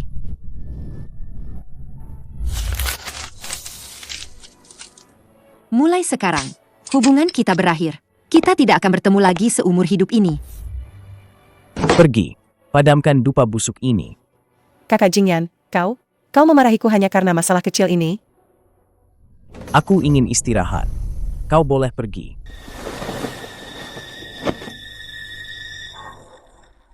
Wanita desa sialan itu, meskipun dia sudah pergi, dia masih bisa memikat hati Yang Mulia. Bibi, kau harus membela Ziking. Kakak Jingyan, dia demi wanita jalang itu. Tidak hanya memarahiku di depan umum, tapi juga mendorongku, menyuruhku keluar dari kamar tidur. Apa katamu, wanita desa sialan yang tak mau pergi itu akhirnya tetap datang ke ibu kota? Tentu saja. Jalang itu membuat keributan besar di timur kota. Meskipun kakak Jingyan memarahinya di depan umum, tapi begitu kembali ke istana, dia seperti kehilangan jiwanya. Bahkan parfum naga yang diberikan Bibi pun dia tolak. Pikirannya hanya dipenuhi dengan cara jalang itu meracik obat dan memijat. Bodoh. Aku awalnya berpikir, karena surga berbelas kasih, aku membiarkan jalang itu hidup. Tak disangka, dia berani datang ke hadapan kaisar untuk membuat masalah. Dia pantas mati. Bibi, kakak Jingyan sepertinya akan mengingat sesuatu. Jika dia sampai mengingat jalang itu, tidak mungkin. 4 tahun lalu, demi wanita penggoda itu, dia bahkan tidak menginginkan posisi pewaris tahta dinasti Xia. Dia bersikeras untuk kawin lari. Aku sudah bersusah payah untuk membawanya kembali. Aku tidak akan pernah membiarkan tragedi 4 tahun lalu terulang kembali. Bibi, lalu apa yang harus kita lakukan sekarang? Bagaimana ini? Selama wanita jalang itu belum mati, posisi Ziking sebagai putri mahkota tidak akan pernah aman. Karena dia sendiri yang ingin mati, aku akan mengabulkannya. Ziking, serahkan masalah ini padamu. Tapi Bibi, wanita jalang itu sekarang bersembunyi di sudut ibu kota mana? Apa kau tidak bisa menyelidiki latar belakang Qin Liangyu, ikuti jejaknya, dan singkirkan dia sampai ke akar-akarnya untukku? Ingat, lakukan dengan bersih. Jangan sampai putra mahkota mencurigai sedikit pun. Bibi tenang saja. Ziking pasti akan membuat wanita jalang itu mati tanpa kuburan. Membuatnya selamanya membungkam mulut penipu itu. Jingyan, jangan salahkan Ibu Suri yang kejam. Siapapun yang menghalangi jalanmu menuju tahta harus mati. Bukankah ini Yang Mulia putra mahkota kita? Yang menjunjung tinggi cinta dan kesetiaan? Tengah malam begini, bukannya di Istana Timur menemani penyelamatmu, malah datang ke kediaman Qin ini. Ada apa? Qin Liangyu, aku tidak punya waktu mendengarkan sindiranmu. Di mana Shen Qinghan? Di mana kau menyembunyikannya? Suruh dia keluar menemuiku. Konyol. Yang Mulia membiarkan di depan umum. Penipu itu menghinanya, Memaksanya merobek catatan medisnya. mematahkan jepit rambut kayunya, dan memutuskan semua hubungan denganmu. Sekarang kau datang padaku menanyakan keberadaannya? Aku hanya ingin menemukannya dan menanyakan beberapa hal. Di mana dia sebenarnya? Aku juga ingin tahu di mana dia. Xiao Jingyan, sejak perpisahan di timur kota, Aku sudah menyuruh orang mencarinya. selama 7 hari penuh. Jalan-jalan dan ganggang di ibu kota, gerbang kota dan penginapan sudah digeledah semua. Tidak ada tanda-tanda hidup, tidak ada mayat. Apa maksudmu mencari 7 hari? Dia hanya seorang wanita lemah. Jika tidak bersamamu, dia bisa pergi kemana? Wanita lemah. Ya, dia menghabiskan seluruh hartanya untuk menyelamatkanmu. Datang sendirian ke sini, ke ibu kota yang penuh bahaya ini, tanpa kerabat, tanpa uang sepeser pun. Jika sesuatu terjadi padanya, Dan dia disakiti oleh orang-orang yang berniat jahat itu. Xiao Jingyan, kaulah penyebab utama kematiannya. Aku, Qin Liangyu, bahkan jika Harus mempertaruhkan nyawaku ini. aku tidak akan pernah membiarkanmu lolos. Dia tidak mungkin kenapa-kenapa. Tidak mungkin. Nona besar. Gawat. Kenapa panik? Ada apa? Di selatan kota, di parit pertahanan selatan kota, orang-orang dari Jing Zhaoyin. Baru saja mengangkat mayat wanita. Apa katamu? Mayat wanita itu sudah, Terendam air selama beberapa hari. Wajahnya sudah rusak. tapi di tangannya tergenggam erat.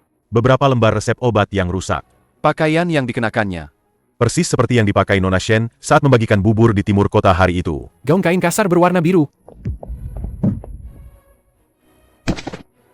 Kakak Qinghan,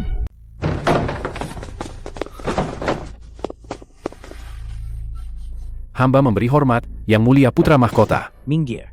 Di mana mayatnya?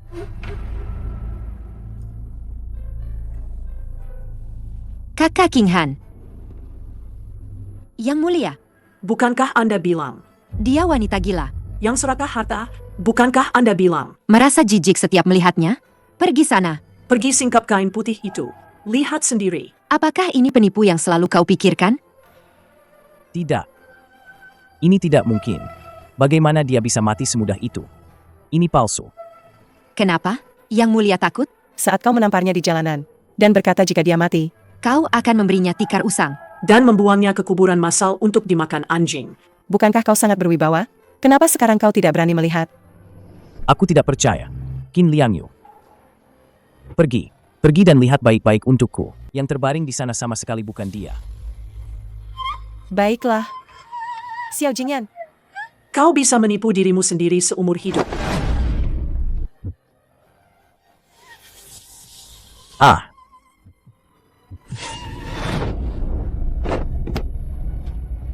Jingyan, jangan takut. Aku akan melindungimu. Qinghan. Jika ada yang berani menyentuh sehelai rambutmu dalam hidup ini, aku pasti akan membunuhnya. Bahkan aku sendiri tidak akan tega menyentuhmu sedikit pun. Dasar wanita jalang penuh kebohongan. Aku melihatmu. Aku merasa sangat jijik. Qinghan. Aku ingat. Aku ingat semuanya. Qinghan, aku ini binatang. Aku sendiri yang memaksanya mati. Istriku yang sah. Qinghan, aku salah. Aku ingat semuanya. Seharusnya aku tidak memukulmu. Seharusnya aku tidak meragukanmu. Bangunlah, lihat aku. Lihatlah aku. Xiao Jingyan, untuk siapa kau menunjukkan wajah penuh kasih seperti ini sekarang? menjijikan. Kenapa kau tidak menangis saat mempermalukannya dan menamparnya di jalan? Kenapa kau tidak menangis saat kau bilang akan memberinya tikar usang dan membuangnya? Ke kuburan massal untuk dimakan anjing. Aku buta. Aku lebih buruk dari anjing dan babi. Aku sendiri yang memaksanya mati. Wanita yang paling mencintaiku di seluruh dunia. Penyesalanmu tidak ada harganya. Kakak Qinghan menghabiskan seluruh hartanya untukmu, menderita begitu banyak untukmu. Tapi pada akhirnya, kau memaksanya terendam di air sungai yang dingin ini selama berhari-hari. Kau ini binatang. Kau benar. Aku pantas mati. Qinghan, jalan menuju alam baka itu dingin. Jingyan akan menemanimu sekarang. Yang Mulia, tunggu. Bagaimana jika jasad ini bukan Nona Shen? Gaun biru ini miliknya. Buku catatan medis yang hancur ini juga ditulis sendiri olehnya dan bekas luka pisau. serta luka bakar di lengannya ini. Semua itu ditinggalkan karena menyelamatkanku. Bagaimana mungkin bukan dia? Tapi Yang Mulia, di dunia ini banyak pakaian yang serupa. Bekas luka juga bisa dipalsukan. Hamba mohon Yang Mulia membuka. Kain putih itu untuk memastikan wajah aslinya. Benar, hidup harus bertemu orangnya. Mati harus melihat jenazahnya. Mati harus melihat jenazahnya. Meskipun wajahnya hancur, aku masih bisa mengenali struktur tulangnya. Xiao Jingyan, kau buka bersama nona ini.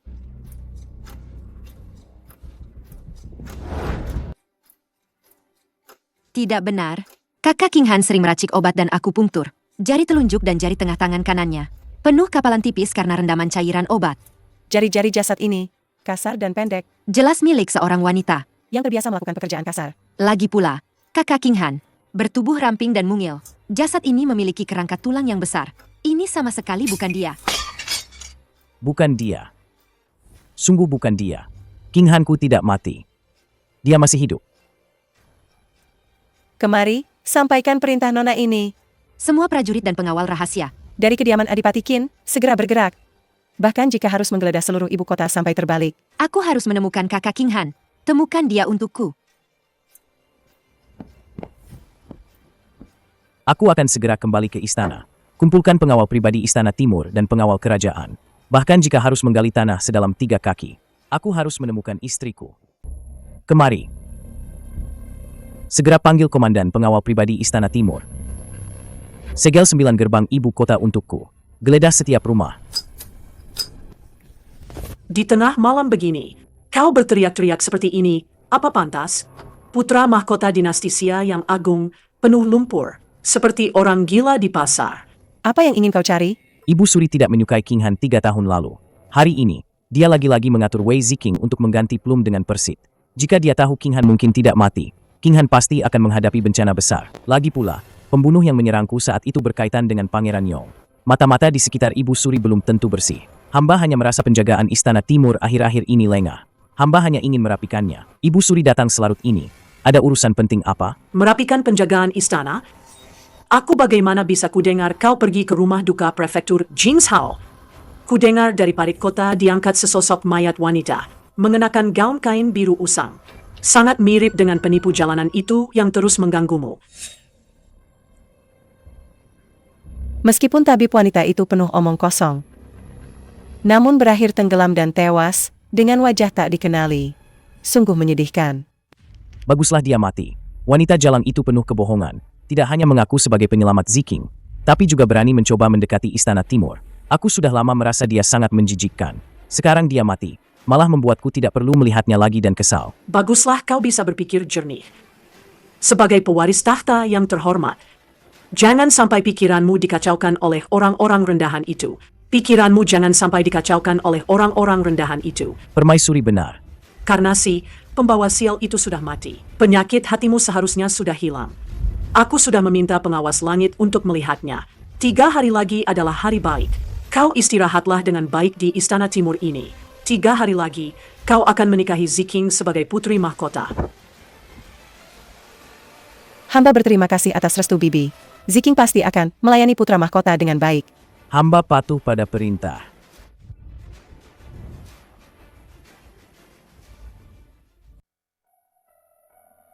Yang Mulia Ibu Suri. Hamba menghormat, Ibu Suri. Anak baik, cepat berbaring. Kau masih terluka. Jangan bergerak sembarangan. Dengan status hamba yang rendah ini, mati di parit kota, itulah takdir terbaik. Anak bodoh, omong kosong apa yang kau katakan? Saat aku muda dulu, aku juga seorang gadis petani yang mencari makan di ladang. Dulu, Kaisar pendiri dinasti Xia masih seorang pemuda miskin. Aku dan dia saling mencintai, bergandengan tangan membangun kekaisaran ini. Penderitaanmu, aku mengerti. Kebaikan hati yang mulia. Hamba tidak sanggup menerimanya. Aku menyelamatkanmu, sebenarnya juga menyelamatkan Jingyan. Aku tidak bisa melihat anak itu dibodohi oleh ibunya, dikelilingi oleh wanita-wanita yang berpura-pura tulus. Pada akhirnya, dia akan menjadi boneka yang tidak punya perasaan tulus dan hanya tahu intrik kekuasaan. Kau sangat mencintainya.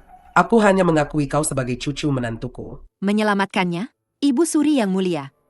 Xiao Jingyan yang dulu mengukir jepit rambut kayu merah untukku, sudah lama mati. Putra mahkota yang sekarang berada di posisi tinggi, menganggapku menjijikan, dan memanggilku wanita jalang di jalanan. Dia amnesia, pikirannya diracuni oleh keluarga Wei. Tidak peduli dia ingat atau tidak, hati hamba sudah mati sepenuhnya. Hamba tidak ingin lagi terlibat dalam perselisihan Istana Timur ini sedikitpun. Atas kebaikan yang mulia yang telah menyelamatkan hamba, King Han akan membalasnya di kehidupan selanjutnya. Hamba akan membalas budi ini. Tunggu sampai luka di tubuh hamba ini mengering. Maka saya akan pergi dengan sendirinya. Tidak akan pernah merepotkan yang mulia.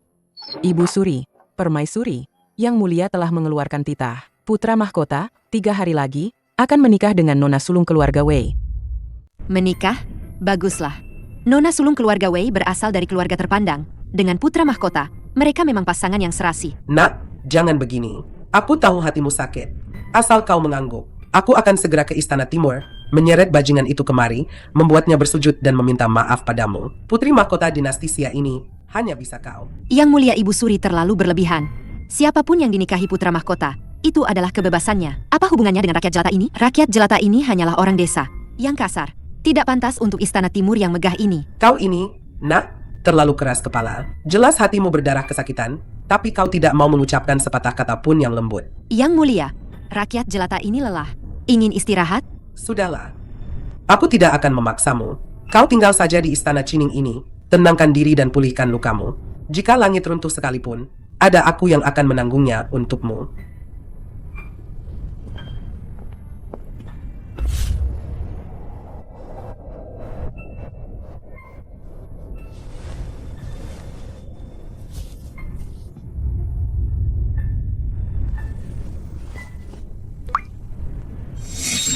Kenapa kau memaksakan diri? Tanganmu sampai terluka. Ini kuukir sendiri. King Han, setelah aku membawamu kembali ke ibu kota, dan kau bertemu orang tuaku, aku pasti akan menikahimu dengan 8 tandu besar, dan 10 mil hiasan merah. Jepit rambut ini adalah tanda cintaku padamu. Jika kau memakainya, seumur hidupmu, kau hanya bisa menjadi istriku, istri Xiao Jingyan. 10 mil hiasan merah? Tanda cinta? Xiao Jingyan, sumpahmu itu hanyalah lelucon besar. Xiao Jingyan, kau mempermalukanku di jalanan, memukulku, menginjak-injak ketulusanku. Semua itu bisa kuanggap karena kau amnesia dan termakan hasutan. Tapi jika kau benar-benar demi kekuasaan, menikahi Wei Ziking 3 hari lagi, aku, Shen King Han, bersumpah di sini. Seumur hidup ini, bahkan jika aku hancur lebur, aku tidak akan pernah memaafkanmu. Tapi sebelum itu, aku harus mencari tahu siapa pemilik lencana perunggu ini. Siapa sebenarnya yang mengendalikan semua ini dari belakang dan menyebabkan kita berdua seperti ini. Nona Qin. Seluruh kota selatan sudah digeledah. Bahkan rumah duka dan kuil bobrok di luar kota. Sudah diperiksa. Sama sekali tidak ada jejak sedikit pun. Wanita berbaju hijau itu. Jika hidup harus terlihat orangnya, jika mati harus terlihat mayatnya. Bahkan jika harus menggali tanah sedalam 3 kaki. Kita harus menemukan orang itu. Terus cari. Baik. Yang Mulia, hamba sudah mengirim orang untuk menyelidiki secara diam-diam. Semua klinik dan penginapan di ibu kota masih belum menemukan apa-apa. Permaisuri memiliki banyak mata-mata di sana. Hamba dan yang lain tidak berani bertindak gegabah, khawatir akan mengejutkan Yang Mulia. Ibu Suri sama sekali tidak boleh dikejutkan. Mayatnya, jika tidak ada di parit kota, pasti masih di ibu kota. Tambahkan lebih banyak orang. Bahkan jika harus mengobrak-abrik seluruh ibu kota, aku harus menemukannya. Siap, Yang Mulia. Selain itu, selidiki satu hal. 3 tahun lalu, sebelum dan sesudah aku diserang, siapa di ibu kota yang berhubungan rahasia dengan Gubernur Kingzhou? Zhao Ying? Aku ingat, pendukung Zhao Ying bukan hanya jenderal besar Kingzhou. Di belakangnya, ada ikan yang lebih besar. Maksud Yang Mulia? Aku kehilangan ingatan selama 3 tahun. Beberapa orang mungkin mengira aku tidak akan pernah bangun lagi. Sekarang aku sudah bangun. Mereka juga harus membayar harganya. Pergilah. Pastikan sangat rahasia. Hamba mengerti. Ada apa di luar? Tempelkan karakter 11, itu dengan benar. Nona ini adalah pernikahan besar aku dengan putra mahkota. Siapapun yang berani membuat kesalahan sedikit pun, kalian akan tahu akibatnya. Baik, Nona besar. Nona besar. Silakan minum teh. Mata anjingmu buta. Ini adalah sutra awan mengalir pemberian bibi. Kau budak rendahan yang sudah tua dan tak berguna, berani-beraninya mengotori pakaian Nona ini. Nona besar, ampuni hamba. Hamba pantas mati. Tangan hamba ceroboh. Jika tanganmu ceroboh, untuk apa mempertahankan tangan tua ini? Kemari. Seret anjing tua ini keluar. Potong tangan kotornya. Hentikan. Kakak Jingyan, akhirnya kau keluar juga. Pelayan tua ini, karena sudah lama di Istana Timur, sengaja menyiramku dengan air panas. Aku hanya memberinya sedikit pelajaran, juga ingin membantumu merapikan aturan di Istana Timur ini. Aku melakukan ini untuk menegakkan wibawa. Menegakkan wibawa? Orang-orang di Istana Timur, bukan giliranmu untuk menegakkan wibawa. Kakak Jingyan, kenapa kau begitu galak? Aku hanya ingin mengenal aturan Istana Timur lebih awal, agar saat pernikahan 3 hari lagi. Pergi.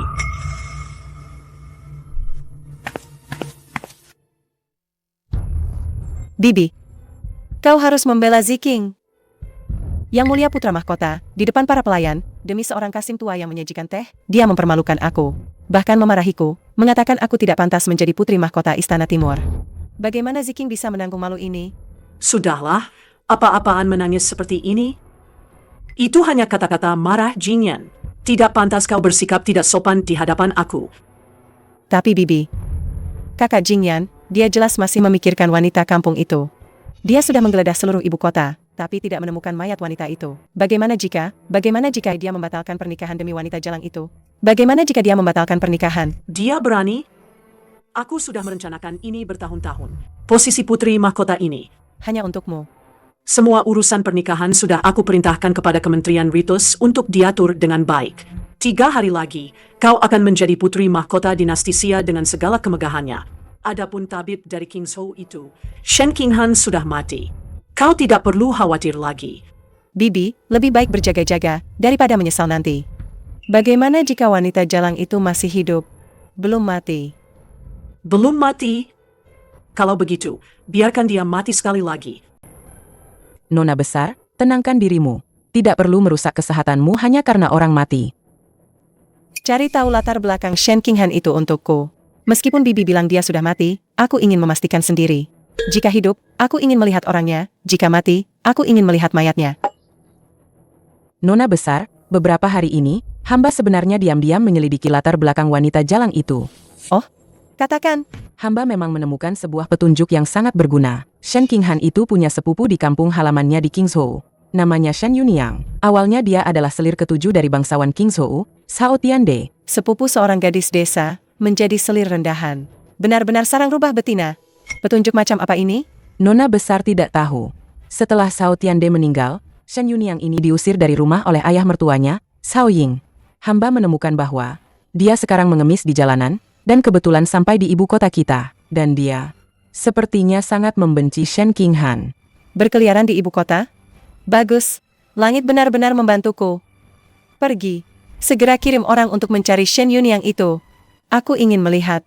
Dengan anjing peliharaan sepupunya ini, apakah jalang Shen Qinghan itu masih bisa bersembunyi?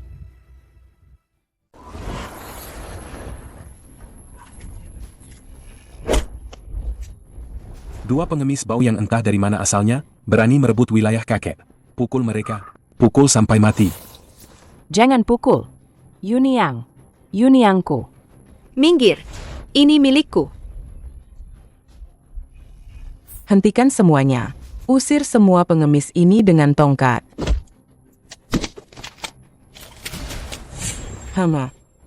Mereka benar-benar seperti dua anjing kehilangan rumah. Bawa mereka pergi. Makanlah pelan-pelan. Jika tidak tahu, orang akan mengira di bawah kaki ibu kota ini, ada anjing liar yang mati kelaparan. Terima kasih, Tuan, atas makanannya. Terima kasih, Tuan telah menyelamatkan nyawa kami. Bolehkah saya bertanya, Nona ini? Mengapa Anda menyelamatkan kami berdua, ibu dan anak? Kudengar, kau berasal dari desa keluarga Shen di Kingzhou. Kau adalah sepupu dari gadis tabib rendahan itu, Shen Qinghan. Jangan sebut-sebut dia. Jika bukan karena pembawa sial itu, bagaimana mungkin Tuan Zhao bisa mati?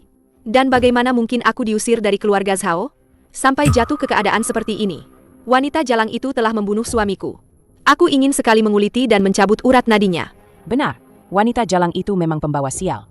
Tidak hanya menyebabkan kematian mertuaku, tapi juga membuat seluruh keluarga kami menderita. Nona terhormat. Jika Anda juga punya dendam pada wanita jalang itu, kita senasib sepenanggungan. Bagus. Musuh dari musuhku adalah temanku. Selama kalian cukup kejam, Nona ini akan memberi kalian kesempatan untuk membalas dendam hari ini. Selama bisa menyingkirkan Shen Qinghan, aku, Shen Yunyang, bersedia menjadi budak Nona.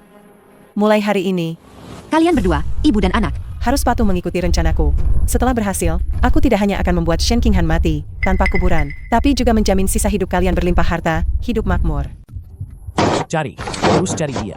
Bahkan jika harus menggali tanah sedalam 3 kaki, aku harus menemukan King Han. Jika tidak ditemukan, kalian semua bawa kepala kalian ke hadapanku.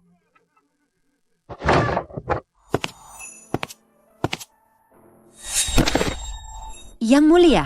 Qin Liangyu, apa kau sudah menemukan King Han? Di mana dia? Apa dia marah karena aku salah paham padanya, lalu bersembunyi dan tidak mau menemuiku? Ayo, bawa aku ke sana. Aku sendiri yang akan memohon maaf padanya. Yang Mulia, orangnya belum ditemukan.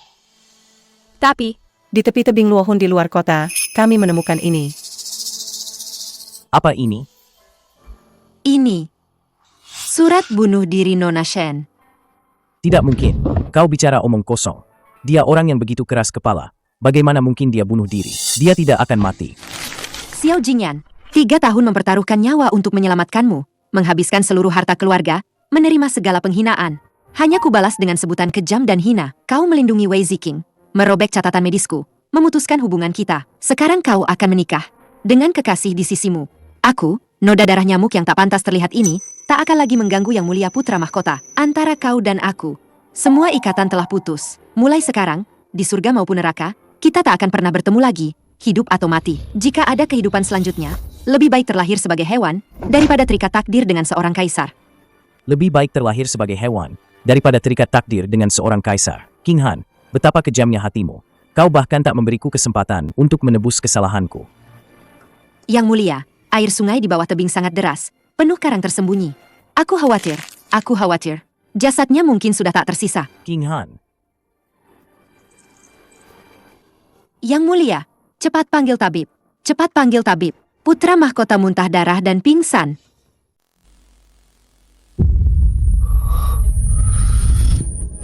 Yang Mulia, akhirnya Anda sadar. Yang Mulia, Anda terlalu marah. Jangan lagi membiarkan amarah menguasai Anda. Jingyan, anakku, ada apa denganmu? Kenapa tiba-tiba muntah darah dan pingsan? Kak Jingyan, Ziking dengar kau pingsan. Hatiku hancur. Jika terjadi sesuatu padamu, Ziking tidak akan sanggup hidup lagi. Pernikahan kita sudah dekat. Kau harus menjaga kesehatanmu, Yang Mulia. pergi. Jangan sentuh aku. Kak Jingyan, kenapa kau memperlakukanku begini?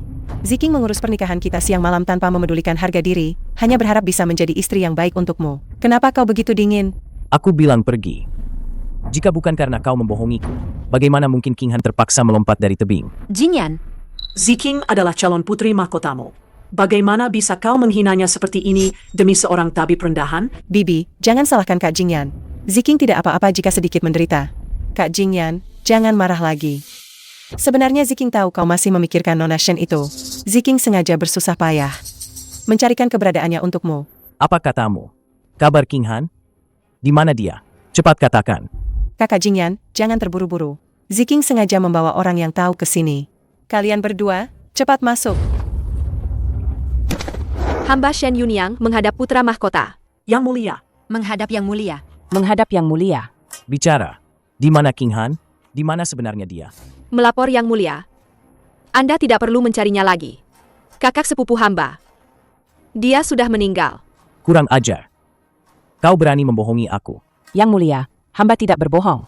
Beberapa hari yang lalu, kami baru saja mengadakan pemakamannya di desa keluarga Shen, Kingzhou. Benar, Yang Mulia. Di makam kosong itu, hamba sendiri yang menaburkan tanah. Kertas sembahyang yang dibakar sudah berkeranjang-keranjang. Kakak sepupu pernah bilang sebelum dia meninggal, dia tahu statusnya rendah, tidak pantas untuk Yang Mulia. Dia hanya ingin mati untuk mengakhiri semuanya. Tidak akan menghalangi pernikahan Yang Mulia. Yang Mulia, lupakan saja dia. Kakak Jingyan, kau juga dengar sendiri. Shen Qinghan itu memang tidak beruntung. Kematiannya adalah akibat perbuatannya sendiri. Jangan lagi terobsesi padanya. Lebih baik persiapkan pernikahan kita. Meninggal. Bahkan pemakamannya sudah dilakukan. King Han.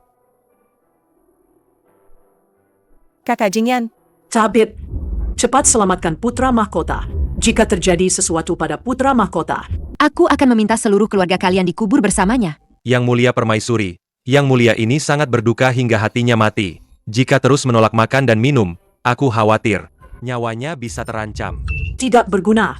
Bahkan penyakit pun tidak bisa diobati. Untuk apa aku memelihara kalian? Jingyan, ibu mohon padamu, minumlah sup ini, ya?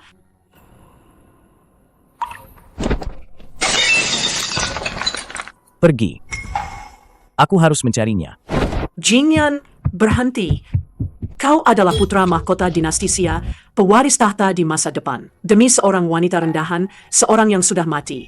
Kau merendahkan dirimu sendiri seperti ini? Apa kau tidak malu pada leluhurmu?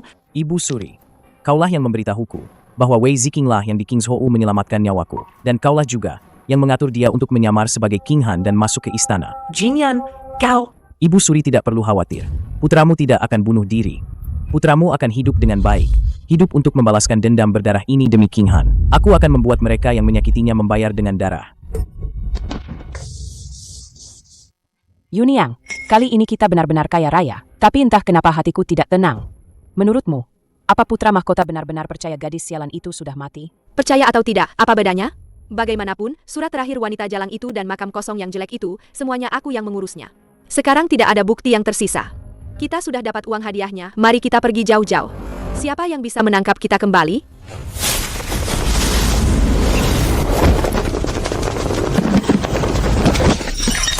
Kalian siapa? Perampokan di siang bolong. Bawa dia. Katakan, di mana King Han? Yang Mulia, hamba mengatakan yang sebenarnya. Kakak sepupu hamba benar-benar sudah meninggal. Bahkan makam kosongnya. Masih berani berbohong.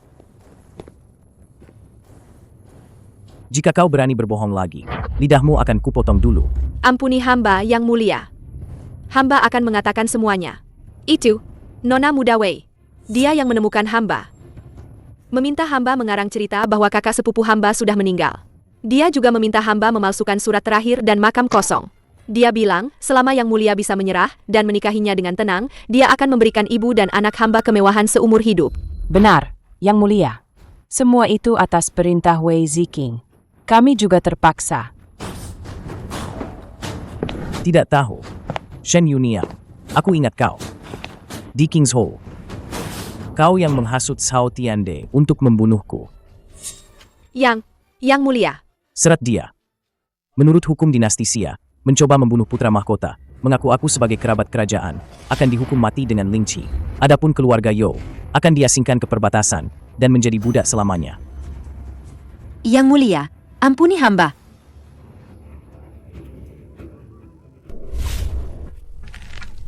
Shen Yuniang juga tidak tahu keberadaan King Han.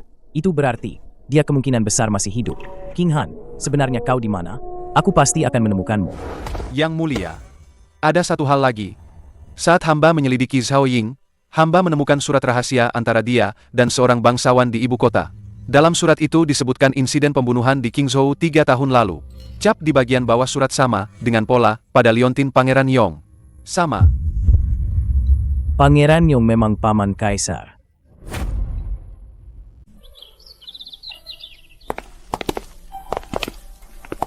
Nak, Wajahmu. terlihat jauh lebih baik beberapa hari ini. Apakah tubuhmu sudah pulih sepenuhnya? Terima kasih atas perhatian Ibu Suri. Hamba sudah tidak apa-apa.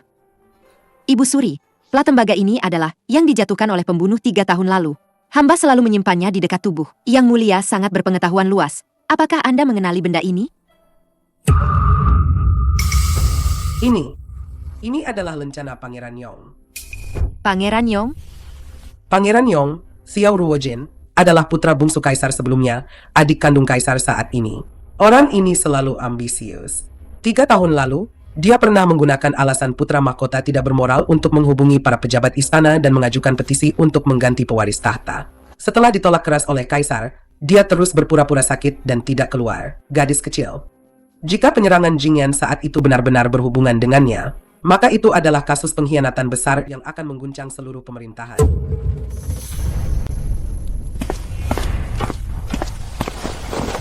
Yang mulia, ini adalah surat-surat yang ditemukan secara rahasia dari kediaman Zhao Ying. Semua korespondensi terjadi 3 tahun lalu, sekitar waktu penyerangan Anda di King's Hou. Dalam surat-surat itu, Zhao Ying melaporkan secara rinci kepada Pangeran Yong tentang pertahanan King's Hou. dan dengan jelas menyebutkan bahwa mangsa sudah masuk perangkap. Sungguh, Paman Kaisar, yang baik, yang berpura-pura sakit dan tidak keluar. Ternyata dia tidak hanya membentuk faksi dan mencari keuntungan pribadi di istana, tetapi juga diam-diam menarik dukungan. Jenderal Besar Liu dari King's Hall dan Gubernur Zhao Ying dari King's Hall telah merajut jaring sebesar ini. Rute rahasia yang aku ambil saat pergi ke selatan 4 tahun lalu telah dijual kepada mereka oleh tikus-tikus besar ini. Terus selidiki. Aku ingin menggali semua jaringan rahasia mereka dan mendapatkan bukti kuat pemberontakan Pangeran Yong. Aku pasti akan mencabik-cabik para pemberontak dan pengkhianat ini.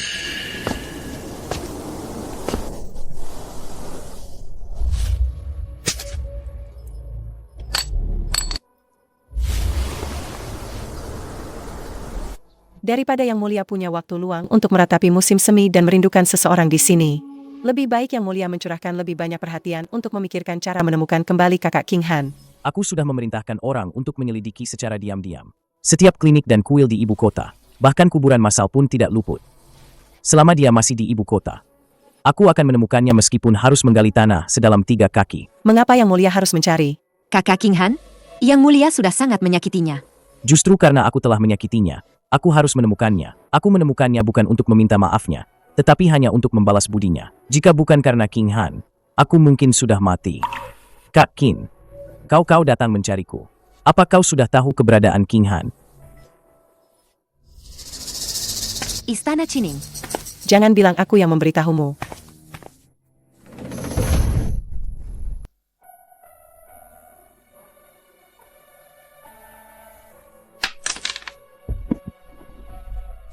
King Han, aku datang untuk meminta maaf padamu. Yang Mulia Putra Mahkota, hamba hanyalah rakyat jelata. Yang Mulia salah orang. Ini adalah tusuk konde kayu yang kuukir sendiri untukmu. 4 tahun lalu di King's Hall, aku sendiri yang mengatakan padamu, selama kau memakainya, kau akan menjadi istriku seumur hidup. Aku tahu aku tidak pantas meminta maafmu. Setelah aku kehilangan ingatan, aku benar-benar brengsek, memukul dan menghinamu di jalanan, menginjak-injak ketulusan hatimu dengan kejam. King Han, kau boleh memukulku, memarahiku. Aku hanya memohon padamu, jangan berpura-pura tidak mengenalku. Xiao Jingyan, kau menganggapku apa? Kau bilang lupa, lalu lupa. Membiarkanku diinjak-injak, kau bilang ingat, lalu ingat. Datang merengek-rengek, kau bilang akan menikahi orang lain. Seluruh kota dipenuhi kain sutra merah. Aku, Shen King Han, di matamu, sebenarnya dianggap apa? Dasar bajingan. Akhirnya kau menemukan tempat yang tepat. Nenek Suri, cucumu ingin meminta sesuatu padamu. Katakan. Mohon Nenek Suri mengeluarkan titah untuk menikahkan cucumu dengan King Han. Menikah? Lalu bagaimana dengan pertunanganmu dengan keluarga Wei yang diatur ibumu? Cucumu akan mengurusnya dengan baik. Seumur hidup ini, cucumu hanya mengakui Shen King Han sebagai satu-satunya istri. Jika melanggar sumpah ini, biarlah petir menyambar tulangku.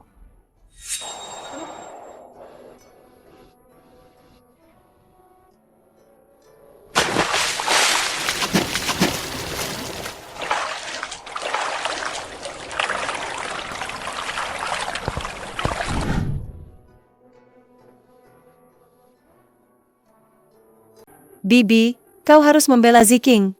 Yang Mulia Putra Mahkota pergi ke Istana Qining tadi malam. Pagi ini, Istana Timur menyebarkan berita bahwa dia ingin membatalkan pertunangan. Dia berani? Perintah orang tua, perkataan Mak Comblang, mana bisa dia batalkan begitu saja? Bibi, Ziking juga mendengar bahwa Shen King Han itu sama sekali tidak mati. Dia adalah pembawa bencana. Sekarang dia bersembunyi di Istana Qining. Siapkan kereta ke Istana Qining. Aku ingin melihat seberapa hebatnya wanita rubah itu. Berani di hadapan Ibu Suri. Berani membuat kekacauan di bawah hidungku. Benar saja, kau jalang. Ibu Suri, wanita ini sangat licik. Dia berulang kali mengganggu putra mahkota, berusaha mendekati Istana Timur. Hamba mohon, Ibu Suri, jangan tertipu olehnya. Segera usir pelayan rendahan ini dari istana. Permaisuri, aku bertanya padamu. 3 tahun lalu, Jing yang diserang, hampir kehilangan nyawanya. Pelaku di balik itu, apakah kau pernah menyelidikinya dengan sungguh-sungguh? Aku bertanya lagi padamu. Selama 3 tahun ini, Shen King Han telah menghabiskan seluruh hartanya, merawat Jing Yan dengan penuh pengorbanan. Kau pernah bertanya, Apakah kau pernah bertanya sedikit pun? Aku sudah memutuskan untuk menikahkan Jingyan dan King Han. Ibu Suri, pertunangan Ziking dengan Yang Mulia telah ditetapkan sendiri oleh permaisuri. Bagaimana bisa dibatalkan begitu saja? Wanita desa yang bau lumpur ini hanya mengincar kekayaan Istana Timur. Dia bahkan tidak bisa membaca beberapa huruf. Kualifikasi apa yang dia miliki untuk menjadi putri mahkota dinasti Xia? Kualifikasi? Ini adalah catatan medis yang kutulis untuk Yang Mulia selama 3 tahun ini. Nona Wei, kau bilang kau merawatnya tanpa henti di Qingzhou. Merawat Yang Mulia selama 3 tahun? Kalau begitu, berani aku bertanya padamu. Saat racun dingin Yang Mulia kambuh di tahun pertama, obat herbal apa yang kau gunakan? Saat lukanya bernanah dan membusuk di tahun kedua, salep apa yang kau oleskan? Aku tentu saja menggunakan. Kau bahkan tidak bisa membedakan obat herbal dan rumput liar. Dengan apa kau menyelamatkan orang? Dengan semua kebohonganmu ini? Bibi, dia bohong. Catatan medis itu dia curi dariku. Kurang ajar. Kau wanita desa, berani-beraninya di depan Ibu Suri memalsukan catatan medis dan menyebarkan kebohongan. Pengawal, seret pelayan rendahan ini keluar dan pukuli sampai mati. Kaisar tiba.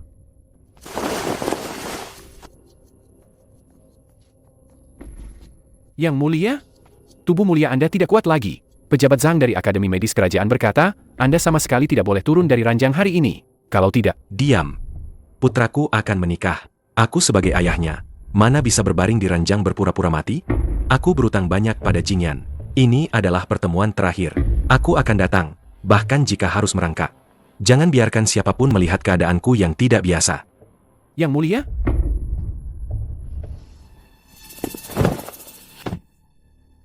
Yang Mulia, ini jelas. Tanda-tanda sekarat. Aku dengar, Istana Qining sangat ramai hari ini. Permaisuri, kau membawa putri keluarga Wei untuk menekan Ibu Suri. Sungguh wibawa yang besar. Hamba tidak berani. Kau adalah tabib wanita yang di Qingzhou menjaga putra mahkota selama 3 tahun? Angkat kepalamu, biarkan aku melihatnya. Ternyata sepasang mata yang bersih. Menghadapi aku dan permaisuri, kau bisa tetap tenang bahkan saat Gunung Tai runtuh. Keberanian ini jauh lebih kuat daripada putri-putri bangsawan yang hanya mementingkan penampilan. Ibu Suri, aku dengar Anda ingin menjodohkannya? Benar. Gadis ini memiliki cinta yang mendalam dan kesetiaan yang tulus kepada Jingyan. Dia rela menderita siksaan tak manusiawi hanya untuk melindungi Jingyan. Aku mengakui dia sebagai cucu menantuku. Jingyan, bagaimana menurutmu? Hamba di kehidupan ini hanya akan menikahi Shen Qinghan seorang. Jika tidak bisa menikahinya sebagai istri, hamba lebih baik tidak menjadi putra mahkota ini. Mohon ayahanda kaisar mengabulkan.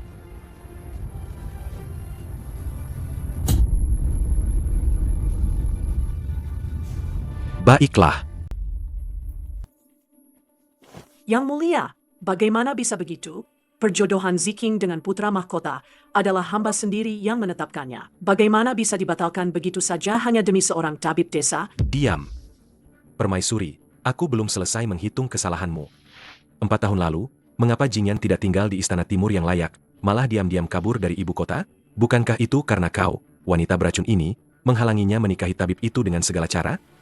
Hamba juga demi kehormatan keluarga kerajaan dinasti Xia. Kehormatan? Jingyan diserang dan hidupnya di ujung tanduk. Kau tidak berpikir untuk mencari pelaku sebenarnya, malah buru-buru menutupi kebenaran. Bahkan mengatur putri keluarga WMU yang tidak tahu malu ini untuk menggantikan orang lain, mengaku telah menyelamatkan nyawanya. Kau pikir aku buta? Menipu kaisar dan menentang atasan. Hukuman apa yang pantas kau terima? Bibi. Keponakan dan sarjana itu saling mencintai dengan tulus. Mohon Bibi mengabulkan. Kau adalah putri sah keluarga Wei. Sejak lahir sudah ditakdirkan masuk ke keluarga kerajaan. Si sarjana miskin itu tidak pantas untukmu. Tunggu aku.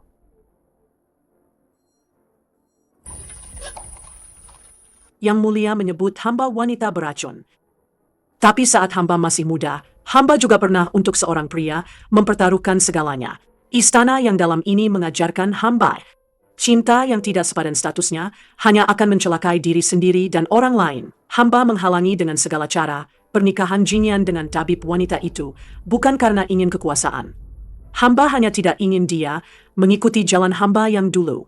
Tidak ingin suatu hari nanti, dia juga berlutut di balai ini. Karena hubungan yang memang ditakdirkan, hancur hingga hatinya remuk. Wei Ziking mengaku-ngaku mendapat anugerah kerajaan, menipu Ibu Suri dan aku, seharusnya langsung dihukum mati. Tapi mengingat Adipati Wei yang setia turun-temurun, dan pernah menumpahkan darah untuk dinasti Xia. Aku akan memberi keringanan.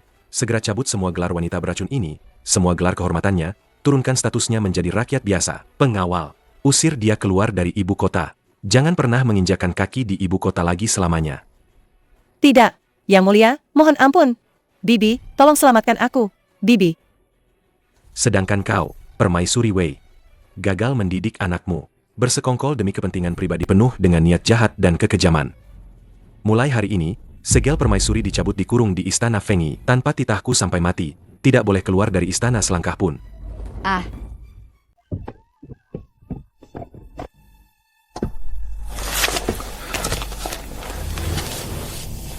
Ayahanda, kasus percobaan pembunuhan terhadap hamba telah terungkap.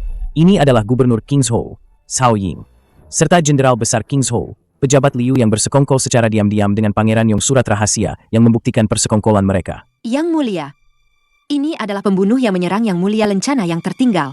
Benar lencana yang biasa dipakai pasukan pengawal mati Pangeran Yong.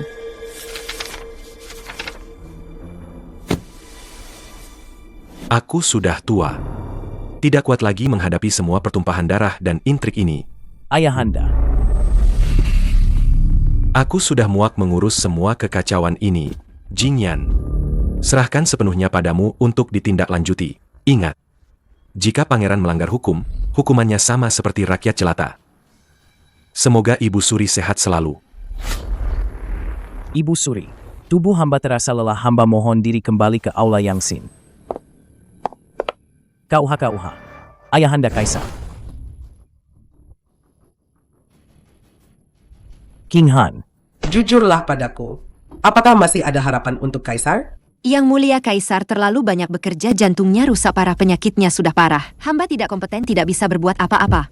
Jingyan, ayahmu seolah tidak peduli apa-apa padahal dia menggunakan sisa hidupnya untuk membuka jalan bagimu. Jika kau menunggu sampai dia mangkat baru kau bertindak melawan Pangeran Yong, pasti akan dihalangi oleh para pangeran dan pejabat. Kau harus selalu siap. hamba mengerti. Harus bertindak lebih dulu sebelum Ayahanda Kaisar mangkat. Lu Yunting, dengarkan perintahku. Hamba. Sampaikan titahku. Panggil kembali Jin Yiwei dengan kekuatan penuh, segera tangkap mereka. Atas perintah Putra Mahkota, Gubernur Kingzhou Cao Ying dan Jenderal Besar Kingzhou, pejabat Liu bersekongkol dengan pemberontak. Hukum mati di tempat. Seluruh keluarga akan dimusnahkan.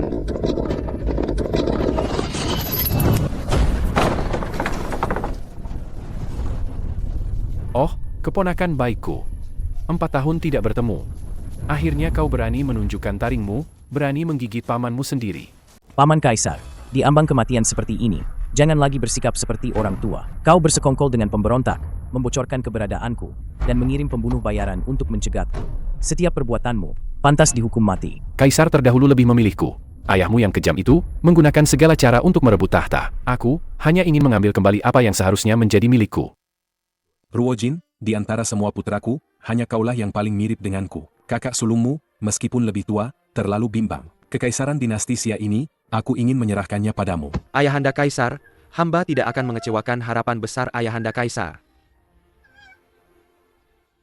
Wasiat Kaisar terdahulu mewariskan tahta kepada putra sulung. Kaisar terdahulu tidak sadar saat menjelang ajalnya, wasiat ini tidak berlaku. Kaisar adalah putra sulung sah, menurut tradisi leluhur, seharusnya naik tahta.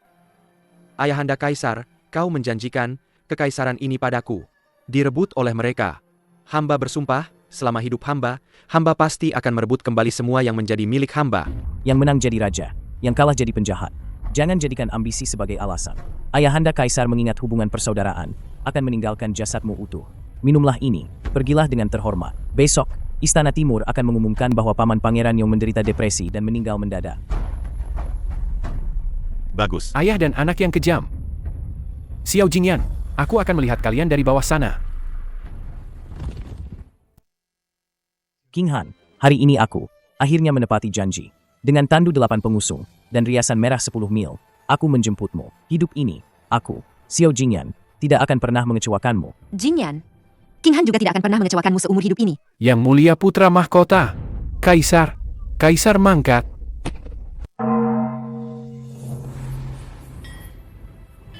Semoga Kaisar hidup 1000 tahun, 1000 kali 1000 tahun. 1000 kali 1000 tahun.